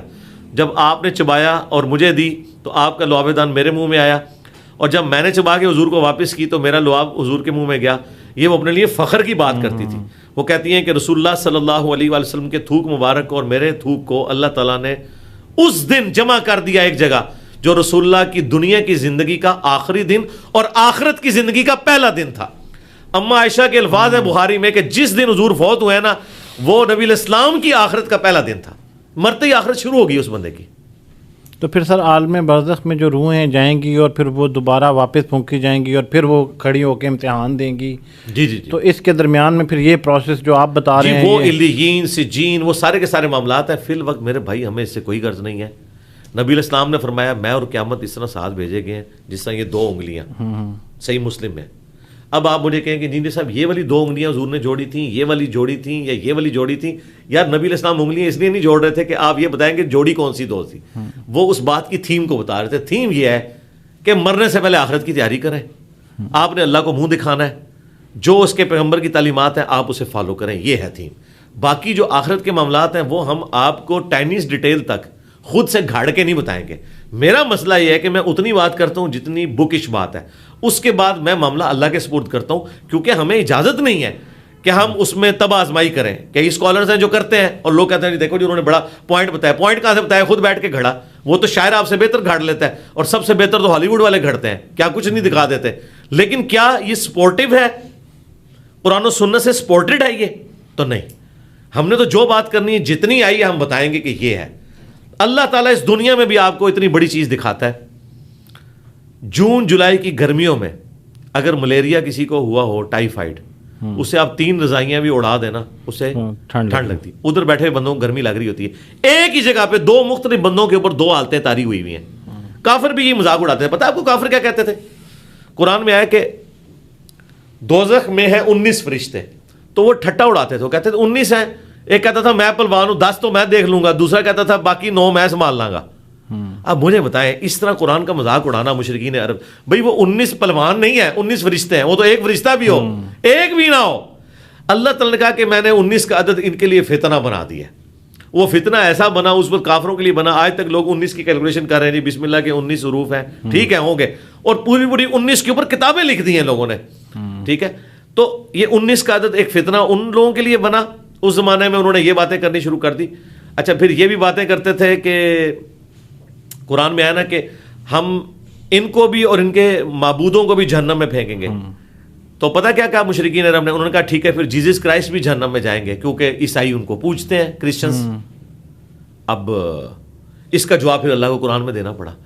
اللہ نے فرمایا سورہ زخرف میں کہ عیسیٰ ابن مریم کی جو مثال انہوں نے بیان کی ہے نا, تو صرف یہ جو ہے وہ ایک جھگڑا کرنے کے لیے کر رہے ہیں. وہ تو اللہ کے نیک بندے تھے, ان کا کیا لینا دینا اس شرک کے ساتھ جو لوگوں نے ان کی طرف منسوب کیا. اللہ کو بھی ریبٹل کرنا پڑا ہے, ریپلائی ٹو کرنا پڑا ہے. حالانکہ اللہ کی بات پرفیکٹ تھی. ہمیں یہ اللہ تعالیٰ ریپلائی نہ بھی کرتا نا, تب بھی ہم نے لوگوں سے کہنا تھا کہ اگر قرآن میں آیا نا کہ ان کے جھوٹے معبود بھی جہنم میں جائیں گے, یعنی بت بھی, اور وہ بت جہنم میں اس لیے نہیں جا رہے کہ بتوں کو عذاب ہو رہا ہے. بتوں کا کیا قصور ہے؟ صرف ان کی حسرت میں اضافہ کرنے کے لیے کہ ہم انہیں پوچھتے تھے یہ بھی ہمارے ساتھ جہنم میں ہے. تو عیسیٰ ابن مریم تو نہیں جائیں گے نا. لیکن اللہ نے پھر بھی جواب دیا کہ عیسیٰ ابن مریم کیوں جائیں گے بھائی, وہ تو اللہ تعالیٰ کے ایک چنے ہوئے بندے ہیں, مقرب بندے ہیں.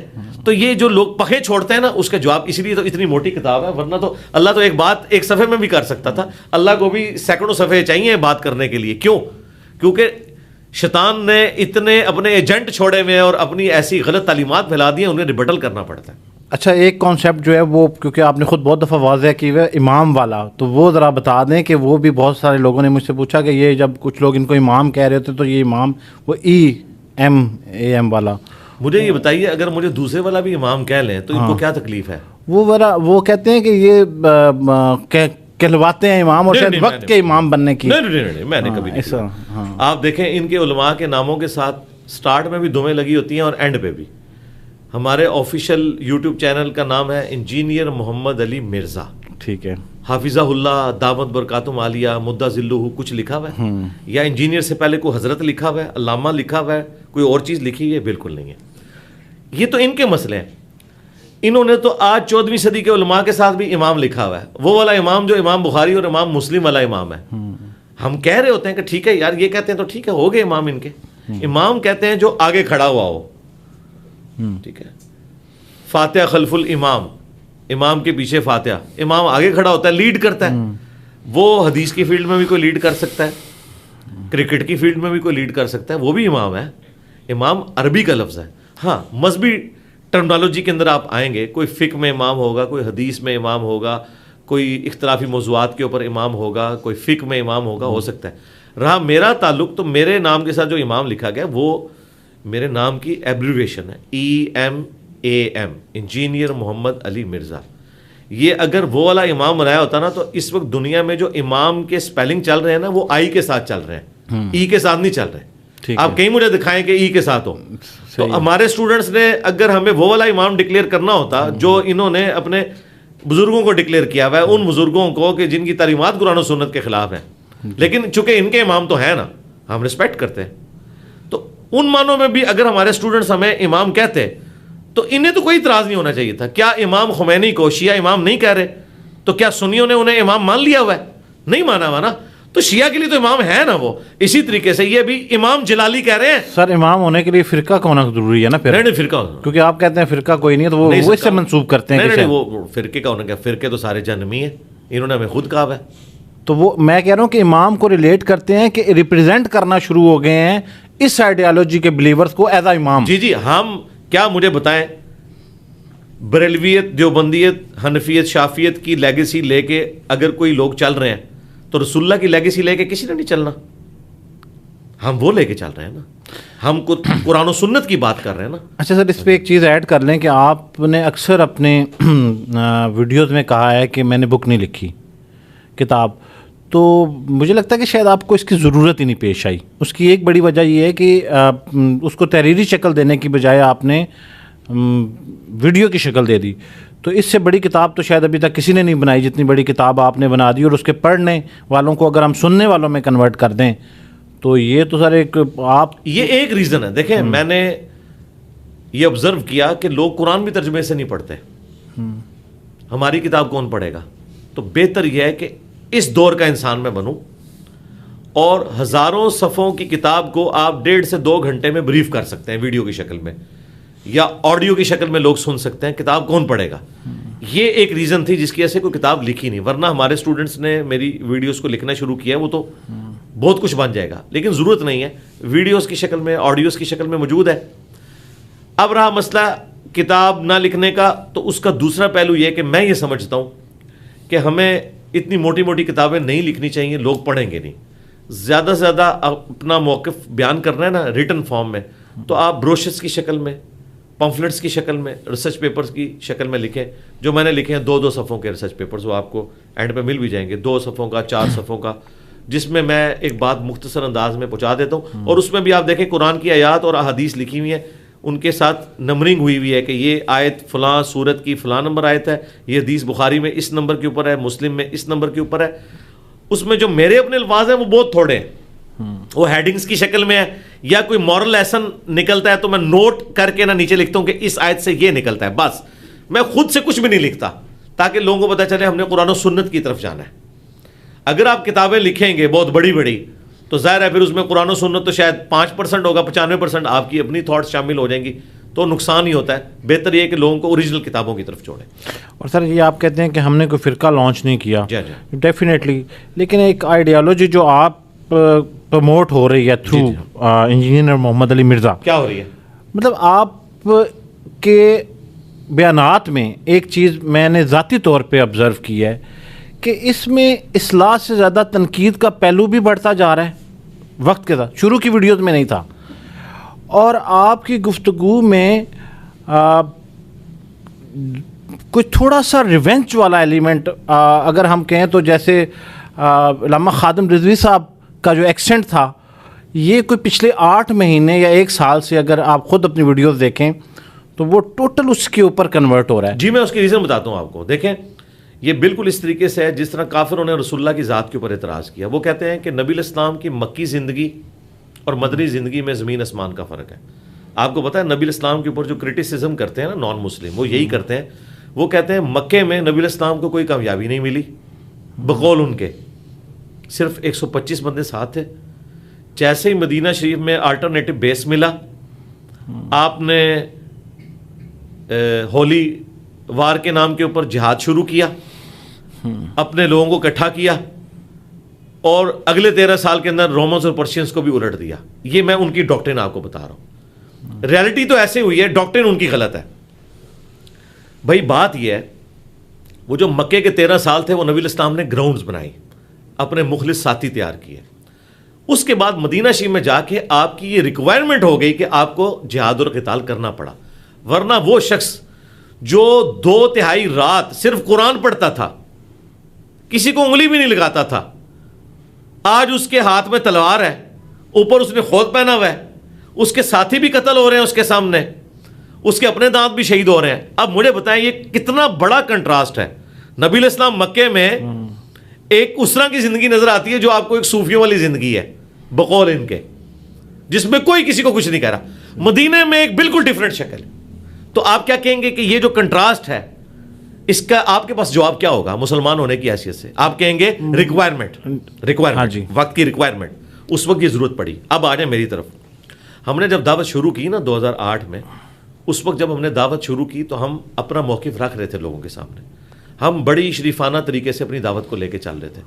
میری پرانی کسی ویڈیو میں کسی عالم دین کو رپلائی نہیں ہوتا تھا, کسی عالم دین کی تصویر نہیں تھمبنیل کے اوپر ہوتی تھی.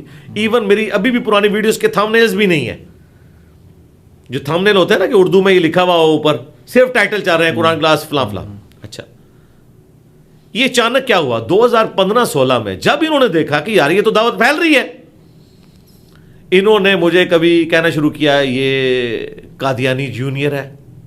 تو اب مجھے بتائیں, جب آپ لوگ مسلمانوں کے مال کو لوٹیں گے, ان کی جداد کے اوپر قبضہ کریں گے, تو پھر غزوہ بدر تو ہوگی. جب آپ خندق کے موقع پہ سارے قبائل کو چڑھائیں گے تو مدینہ شریف میں خندق بھی کھودی جائے گی اور غزوہ خندق والا معاملہ بھی ہوگا. اور جب آپ سپر پاور 1.5 لاکھ کی فوج لے کے عرب کے بارڈر پہ آئے گی تو غزوہ تبوک بھی ہوگی. یہ لوگ اس طریقے سے شروع ہوئے 2015 میں, جب انہوں نے مجھے ڈی فیم کرنے کے لیے, مجھے ونریبل کرنے کے لیے میرے پہ الزامات لگائے, میرے اسلام کو چیلنج کیا, تو میں جواب دینے پہ آیا. اور جب میں جواب دینے پہ آیا تو وہ شخص جو 2/3 رات صرف قیام میں گزارتا تھا, مدینہ شریف میں آ کے نبی علیہ السلام کا قیام بھی اتنا لمبا نہیں رہا. اس وجہ سے آپ گلٹ بھی فیل کرتے تھے, اسی لیے آیا تھا اذا جاء نصر اللہ والفتح ورأیت الناس يدخلون فی دین اللہ افواجا فسبح بحمد ربک واستغفر انہ کان توابا. کہ اب دیکھ رہے ہیں آپ کے دین کا غلبہ ہو چکا ہے, اب آپ استغفار کریں, آخرت کی طرف متوجہ ہوں, کیونکہ آپ گلٹ فیل کرتے تھے کہ اب میں وہ ٹائم نہیں اپنی عبادت کو دے پاتا, اپنی مصروفیات. دن کے وقت آپ اصحاب صوفہ میں بیٹھے ہوتے تھے, لیکن ہر انسان کی خواہش ہوتی ہے اس کا پرسنل ریلیشن اللہ کے ساتھ ہو. لیکن اللہ تعالیٰ اپنے نبی کو تسلی دیتا تھا, آپ جو کام کر رہے ہیں نا یہ قیام النہار ہے, دن کا قیام ہے, یہ قیام اللیل سے افضل ہے, کیونکہ وہ آپ کی ذات کے لیے, پوری انسانیت کے لیے جو آپ کام کر رہے ہیں. تو ہمارا بھی قیام النہار جو ہے 2015 کے بعد شروع ہوا ہے. تو یہ ہمارا مدنی دور ہے, یہ آپ سمجھ لیں. یہ جب جو بھی اب سامنے آئے گا, اب دیکھیں ہماری یہ دعوت کی امپائر کہاں تک پہنچی ہے کہ اب ان سب لوگوں نے ہمیں پاور تسلیم کیا ہے. یار دیوبندی پچھلے 100 سال میں چشتی رسول اللہ کے اوپر کفر کا فتویٰ نہیں نکلوا سکے بریلویوں سے, میں نے نکلوا لیا ہے نا, دیا نا مفتی منیر صاحب نے. تو یہ ثابت ہو گیا کہ اللہ کے فضل سے جو کام فرقے نہیں کر سکے تھے, ہماری دعوت نے بغیر فرقہ واریت کے ان سب کو مسلمان سمجھتے ہوئے. آپ کہہ رہے ہیں نا کہ شائبہ ہوتا ہے, شائبہ اگر آپ کو ہوتا ہے, آپ نے اگر اس کو مچھلی ثابت کرنا ہے تو کسی ڈھنگ سے کریں گے نا, آپ کبھی بھی نہیں اسے مچھلی ثابت کر سکتے. مجھے اگر آپ نے فرقہ ثابت کرنا ہے تو میری چندہ بک دکھائیں, میرا مدرسہ, میری مسجد, یہ بھی کرائے کی جگہ مدرسہ نہیں ہے, یہ ریکارڈنگ کے بعد بند ہو جائے گا. نماز ہم بھی مسجد میں پڑھتے ہیں. کوئی علیحدہ سے ایسی کتاب دکھائیں جس میں میں نے ساروں کو کافر ڈکلیئر کیا اور ان کے پیچھے نماز نہیں ہوتی, یہ کہو میں تو نمازیں ان کے پیچھے پڑھوں, چندے ان کو دوں, سارے فرقوں باری باری, کبھی بریلویوں کے پیچھے نماز پڑھوں, کبھی شیعہ کے پیچھے پڑھوں, میں کو میرے بھائی ہیں, چندے ان کو دوں, تو میں کہاں سے لادا ہو گیا؟ لادا تو یہ ہوئے میں. لیکن سر اب آپ اس کے ساتھ ساتھ یہ بھی چیز دیکھیں کہ آپ جس سیاسی لیڈر کے سے اب کافی اختلاف نظر آتا ہے اب ویڈیو میں آپ کا, تو آپ اکثر کہتے ہیں کہ وہ گراس روٹ لیول پہ انہوں نے تربیت ایسی کی ہے کہ اب یہ اشتعال جو ہے نا, آپ ہم اکثر یہ اگر دیکھا جائے تو کہا جاتا ہے کہ لیڈر کی جو کمیونیکیشن سٹائل ہے, ایگریشن جس کو ہم کہہ سکتے ہیں, تو ٹریگر ڈاؤن ہوتا ہے اور نیچے والے لوگوں میں بھی آتا ہے. تو آپ کو کہیں یہ نہیں لگتا کہ اگر جب آپ الفاظ میں اتنی سختی لے آتے ہیں اور بعض اوقات شاید جب آپ جذباتی کیفیت میں ہوتے ہیں تو آپ کا والیوم جو ہے وہ بھی کافی اونچا ہوتا ہے, اور میں ذاتی حیثیت میں یہ کہنا چاہتا ہوں کہ الفاظ بھی شاید کبھی مناسب نہیں رہتے.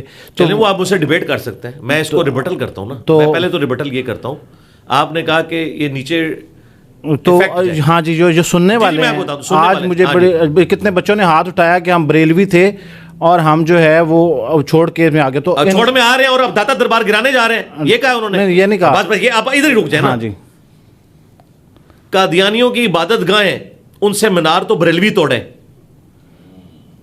ہم نے تو کسی بریلوی کا مزار نہیں اکھاڑا جا کے. ہمارے اس وقت ہزاروں بلکہ اب تو میں کہہ سکتا ہوں لاکھوں اسٹوڈنٹ ہیں لاہور کے اندر. کبھی داتا دربار پہ حملہ ہوا ہے؟ ہم تو افیکٹ ہی ہیں ان کے. ہمارے اسٹوڈنٹس کو یہ دھکے دے کے مسجد سے نکالتے ہیں, وہ پھر ان کے پیچھے نمازیں پڑھتے ہیں.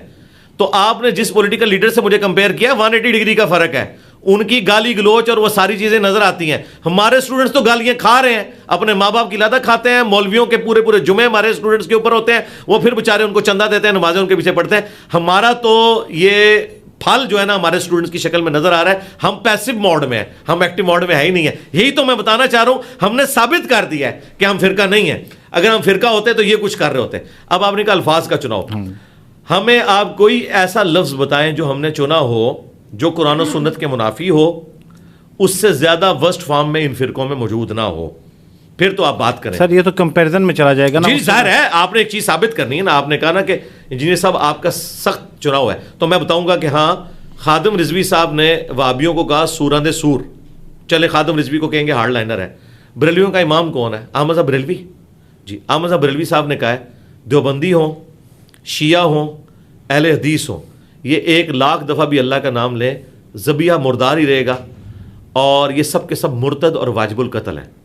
یہ اعلیٰ حضرت کا فتویٰ ہے احکام شریعت کے اندر. اور میں کیا کہتا ہوں؟ میں کہتا ہوں بریلوی ہوں, دیوبندی ہوں, اہل حدیث ہوں, شیعہ ہوں, اپنی لاکھ گمراہیوں کے باوجود ہمارے مسلمان بھائی ہیں. ہم چندے ان کو دیں گے, نمازیں ان کے پیچھے پڑھیں گے, ان کی اصلاح کی کوشش کریں گے. ہم انہیں یہ نہیں کہیں گے کہ ان کا ذبیحہ حرام ہے.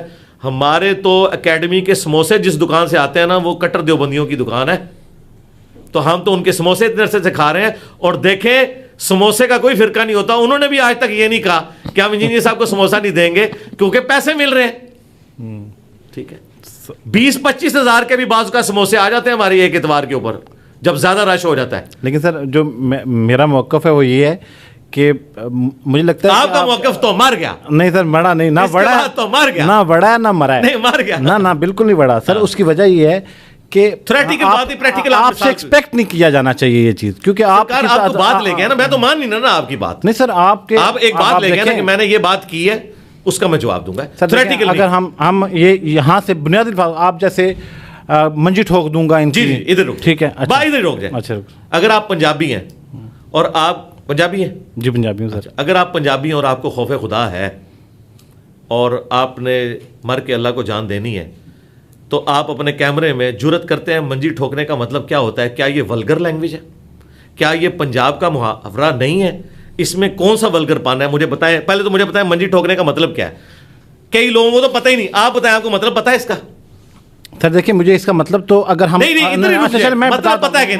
منجی ٹھوکنے کا مطلب سر دیکھیں کہیں کسی کتاب میں لکھا ہوا نہیں ہے. چلے جو آپ کو پتہ ہے. اچھا اگر میں اس کا یہ مفہوم نکالوں. نہیں آپ نہیں مفہوم نکالے گے, کیونکہ سر اس میں یہ کہیں لکھا نہیں نا. اور سرکار میں آپ کو بتاتا ہوں نا کہاں لکھا ہے منجی ٹھوکنے کا مطلب بتائیں. میری جان میں آپ کو بتاتا ہوں. پہلے تو آپ پہلے یہ مانیں کہ مجھے نہیں مطلب اس کا پتا, میں نے کہیں پڑھا نہیں ہے.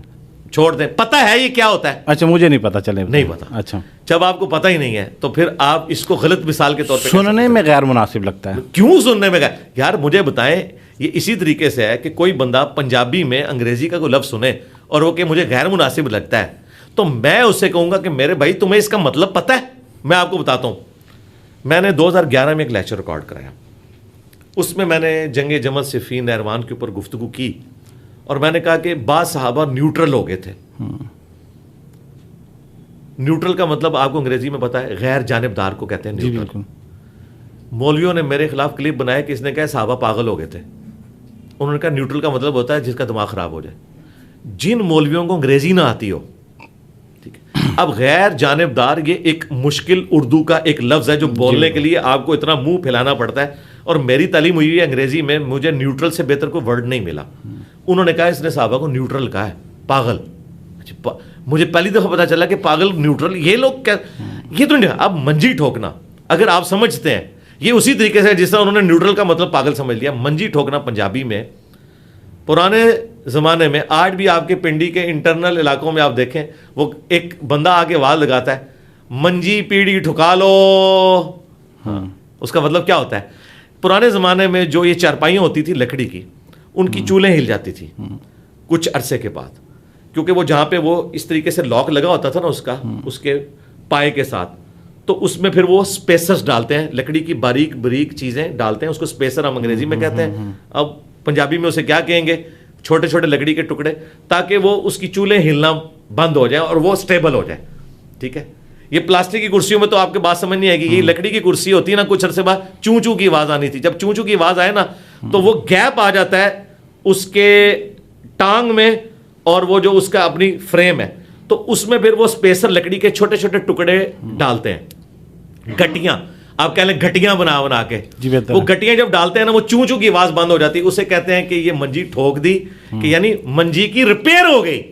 منجی ٹھوکنا نہ تو ولگر ہے, اس سے سافٹ مثال, اور یہ اتنی پیاری مثال ہے کہ اب ہمارے مخالفین دیتے ہیں. اگلے دن ہمارے بھائی عاقب فرید صاحب کے ساتھ مفتی طارق مسعود نے حافظہ اللہ تعالی ایک پوڈ کاسٹ کی ہے.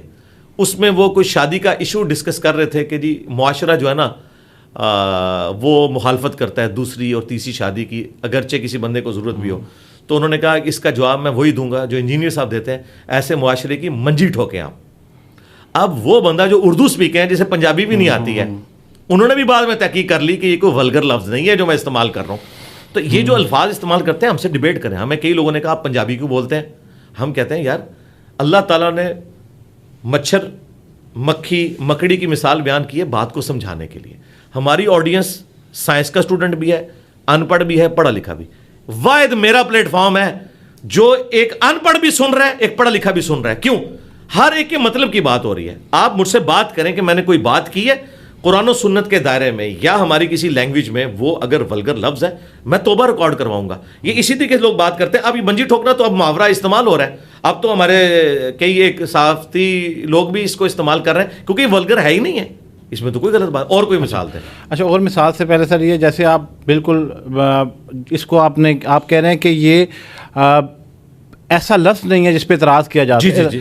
غیر اخلاقی ہونا, اگر ہم جیسے یہ کیمراز کے سامنے بیٹھے ہیں تو آپ یہ پگڑی اتار دیں تو کوئی یہ پروٹوکول میں تو نہیں ہم نے ڈیفائن کیا ہوا, یا میں یہ جیکٹ اتار کے سامنے رکھ دیتا ہوں تو مجھ پہ کوئی دفعہ تو نہیں لگ سکتی. اسی طرح سے کچھ الفاظ کا جو استعمال ہے ممبر پہ بیٹھ کے, اس پہ میں آپ پہ کوئی دفعہ نہیں لگا سکتا یا میں یہ ثابت نہیں کر سکتا, لیکن وہ غیر مناسب سننے نہیں ہے. غیر مناسب تو آپ کہہ رہے ہیں نا, میں تو نہیں مان رہا. میں آپ کو قرآن کی کئی مثالیں دیتا ہوں, آپ کہیں گے غیر مناسب ہے, پھر وہ آپ ڈیفائن کریں گے غیر مناسب. یہ تو ڈکشنری بتائے گی نا غیر مناسب ہے کہ نہیں ہے. نبی الاسلام نے کئی ایسی مثالیں دی ہیں جو آپ کہہ دیں گے غیر مناسب ہے, وہ آپ کو لگیں گی غیر مناسب ہے, لیکن وہ غیر مناسب تو نہیں ہوں گی.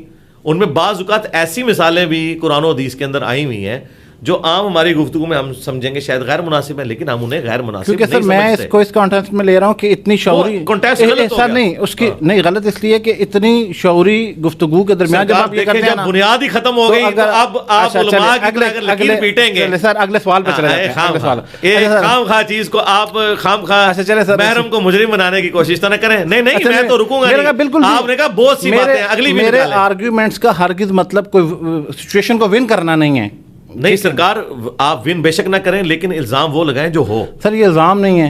سب سے پہلے جب میں نے دیکھیں الزام نہیں, چلے سوال کہہ لیں. ہاں سوال. آپ نے کہا تھا کئی ایسی باتیں ہیں, ایک تو میں نے بتا دی, اس کو تو میں نے مار دیا, وہ تو مر گیا, اب کوئی اور نکالیں, یا تو کہ مجھے نہیں اس وقت یاد نہیں, پھر ہم آگے چلتے ہیں.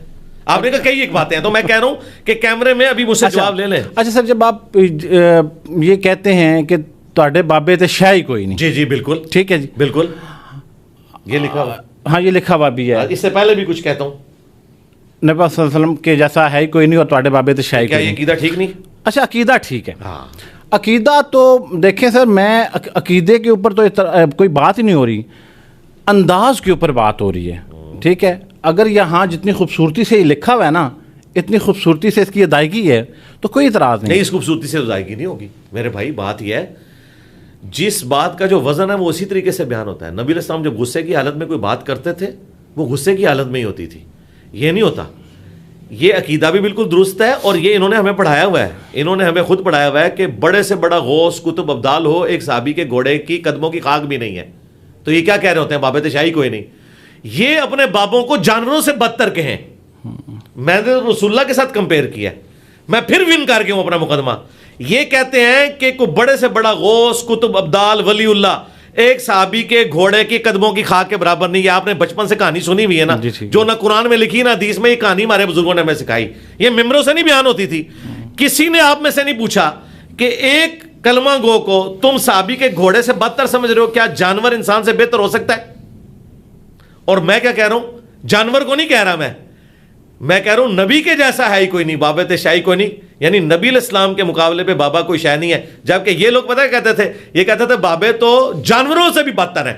تو میں پھر ون کر گیا, لے آؤ کوئی اور مثال. کہ جیسے غامدی صاحب بھی خطاب کرتے ہیں, بات کرتے ہیں, تو میرا خیال ہے غامدی صاحب کی غصے والی ویڈیوز اگر میں آپ کو دکھاؤں, آپ کہیں یہ وہی غامدی صاحب ہیں, چھوڑ دیں. غامدی صاحب کے بارے میں میری زبان بند رہنے دیں, ہمارے استاد ہیں, ہم کچھ اور بول دیں گے پھر. اچھا سر, گراؤنڈ میں کرکٹرز اور جو پلیئرز ہوتے ہیں وہ سجدہ کرتے ہیں, تو وہ ٹھیک ہے آپ کی نظر میں اس میں کوئی یہ سوال ہے کسی میری نظر پلیئر میں کس نے مجھ سے کیا تھا؟ جس پلیئر نے کیا اس سے تو بتائیں کہ بھئی تیرا تو نکاح ٹوٹ گیا, تیری بیعت بھی ٹوٹ گئی, اور دوبارہ سے مسلمان ہو. کیونکہ کرکٹر یا تو بریلوی ہوگا یا دیوبندی ہوگا, کیونکہ حنفیوں کے نزدیک بغیر وضو کے آپ سجدہ نہیں کر سکتے, اور بغیر وضو کے سجدہ کرنا یہ توہین ہے اللہ کی, اور چونکہ اللہ کی توہین ہے لہٰذا نکاح بھی ٹوٹے گا اور بیعت بھی ٹوٹ جائے گی اور تجدید ایمان بھی کرنا ہوگا. اچھا رہا مسئلہ قرآن و سنت کا, تو اس کے لیے پہلے آپ کو پھر اپنے فرقے سے اعلان برات کرنا ہوگا. قرآن و سنت میں تو آپ بغیر وضو کے سجدے تلاوت بھی کر سکتے ہیں, سجدہ شکر بھی کر سکتے ہیں. لیکن پاکستانی کرکٹ ٹیم چونکہ حنفی ہے, تبلیغی جماعت سے تعلق رکھتی ہے, ان کے نکاح ٹوٹ چکے ہیں, کیونکہ وہ تو فقہ حنفی کو فالو کرتے ہیں اور وہ اس سے ہٹ نہیں سکتے. رہا ہمارا مسئلہ تو وہ کلیئر ہے بالکل الحمدللہ. سر آخر میں آپ کی بڑی کوشش ہے اور بڑے سالوں سے, تو اس جہلم شہر کے آپ رہنے والے ہیں, تو یہ جتنی چیزیں اتنے سالوں سے ہو رہی ہیں بہت مشکل کام ہے ڈیفینیٹلی.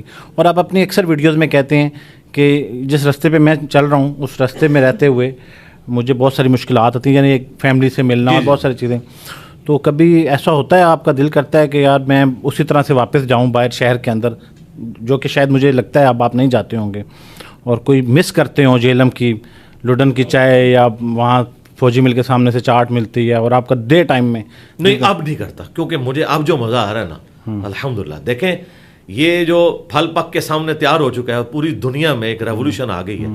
اس کا ٹیسٹ تو میری پوری زندگی کی چاٹوں پہ, گول گپوں کے اوپر اور ہر چیز کے اوپر جو ہے نا وہ بھاری ہے الحمدللہ. اس کی وجہ یہ ہے کہ یہ پھل سامنے آ چکا ہے. ہاں اگر اس میں کوئی کامیابی نہ ہوئی ہوتی کوانٹیٹیو وائز تو میں شاید پھر مس کرتا, وہ بھی میرے ایمان کی کمزوری ہوتی ہے اگر میں مس کرتا, کیونکہ جب آپ بڑی کاز کے لیے کام کرتے ہیں پھر آپ یہ نہیں دیکھتے کہ اس کا رزلٹ کیا نکلے, آپ یہ دیکھتے ہیں کہ آپ کی کمٹمنٹ اللہ کے ساتھ کیا ہے. لیکن میرے کیس میں تو الحمدللہ صدیوں میں کوئی ایسا بندہ پیدا ہوتا ہے کہ جس کی ریولوشن اسے اس کی زندگی میں دکھا دی جائے. بڑے بڑے لوگ آئے ہیں, دنیا سے چلے گئے ہیں, لیکن ان کے مرنے کے بعد ان کی دعوت بہت پھیلی پھول گئی اور لوگوں نے اس ریولوشن کو دیکھا. لیکن الحمدللہ وہ چند ایک لوگ جنہوں نے اپنی زندگی میں انقلاب دیکھا ہے نا اپنی لیگیسی کا, تو ان میں سے ایک میں ہوں. تو میں تو اس کے اوپر بہت خوش ہوں الحمدللہ. انجینئر محمد علی مرزا صاحب, آپ کا بہت بہت شکریہ. تھینک یو سو مچ سر, جزاک اللہ. جزاک اللہ خیر.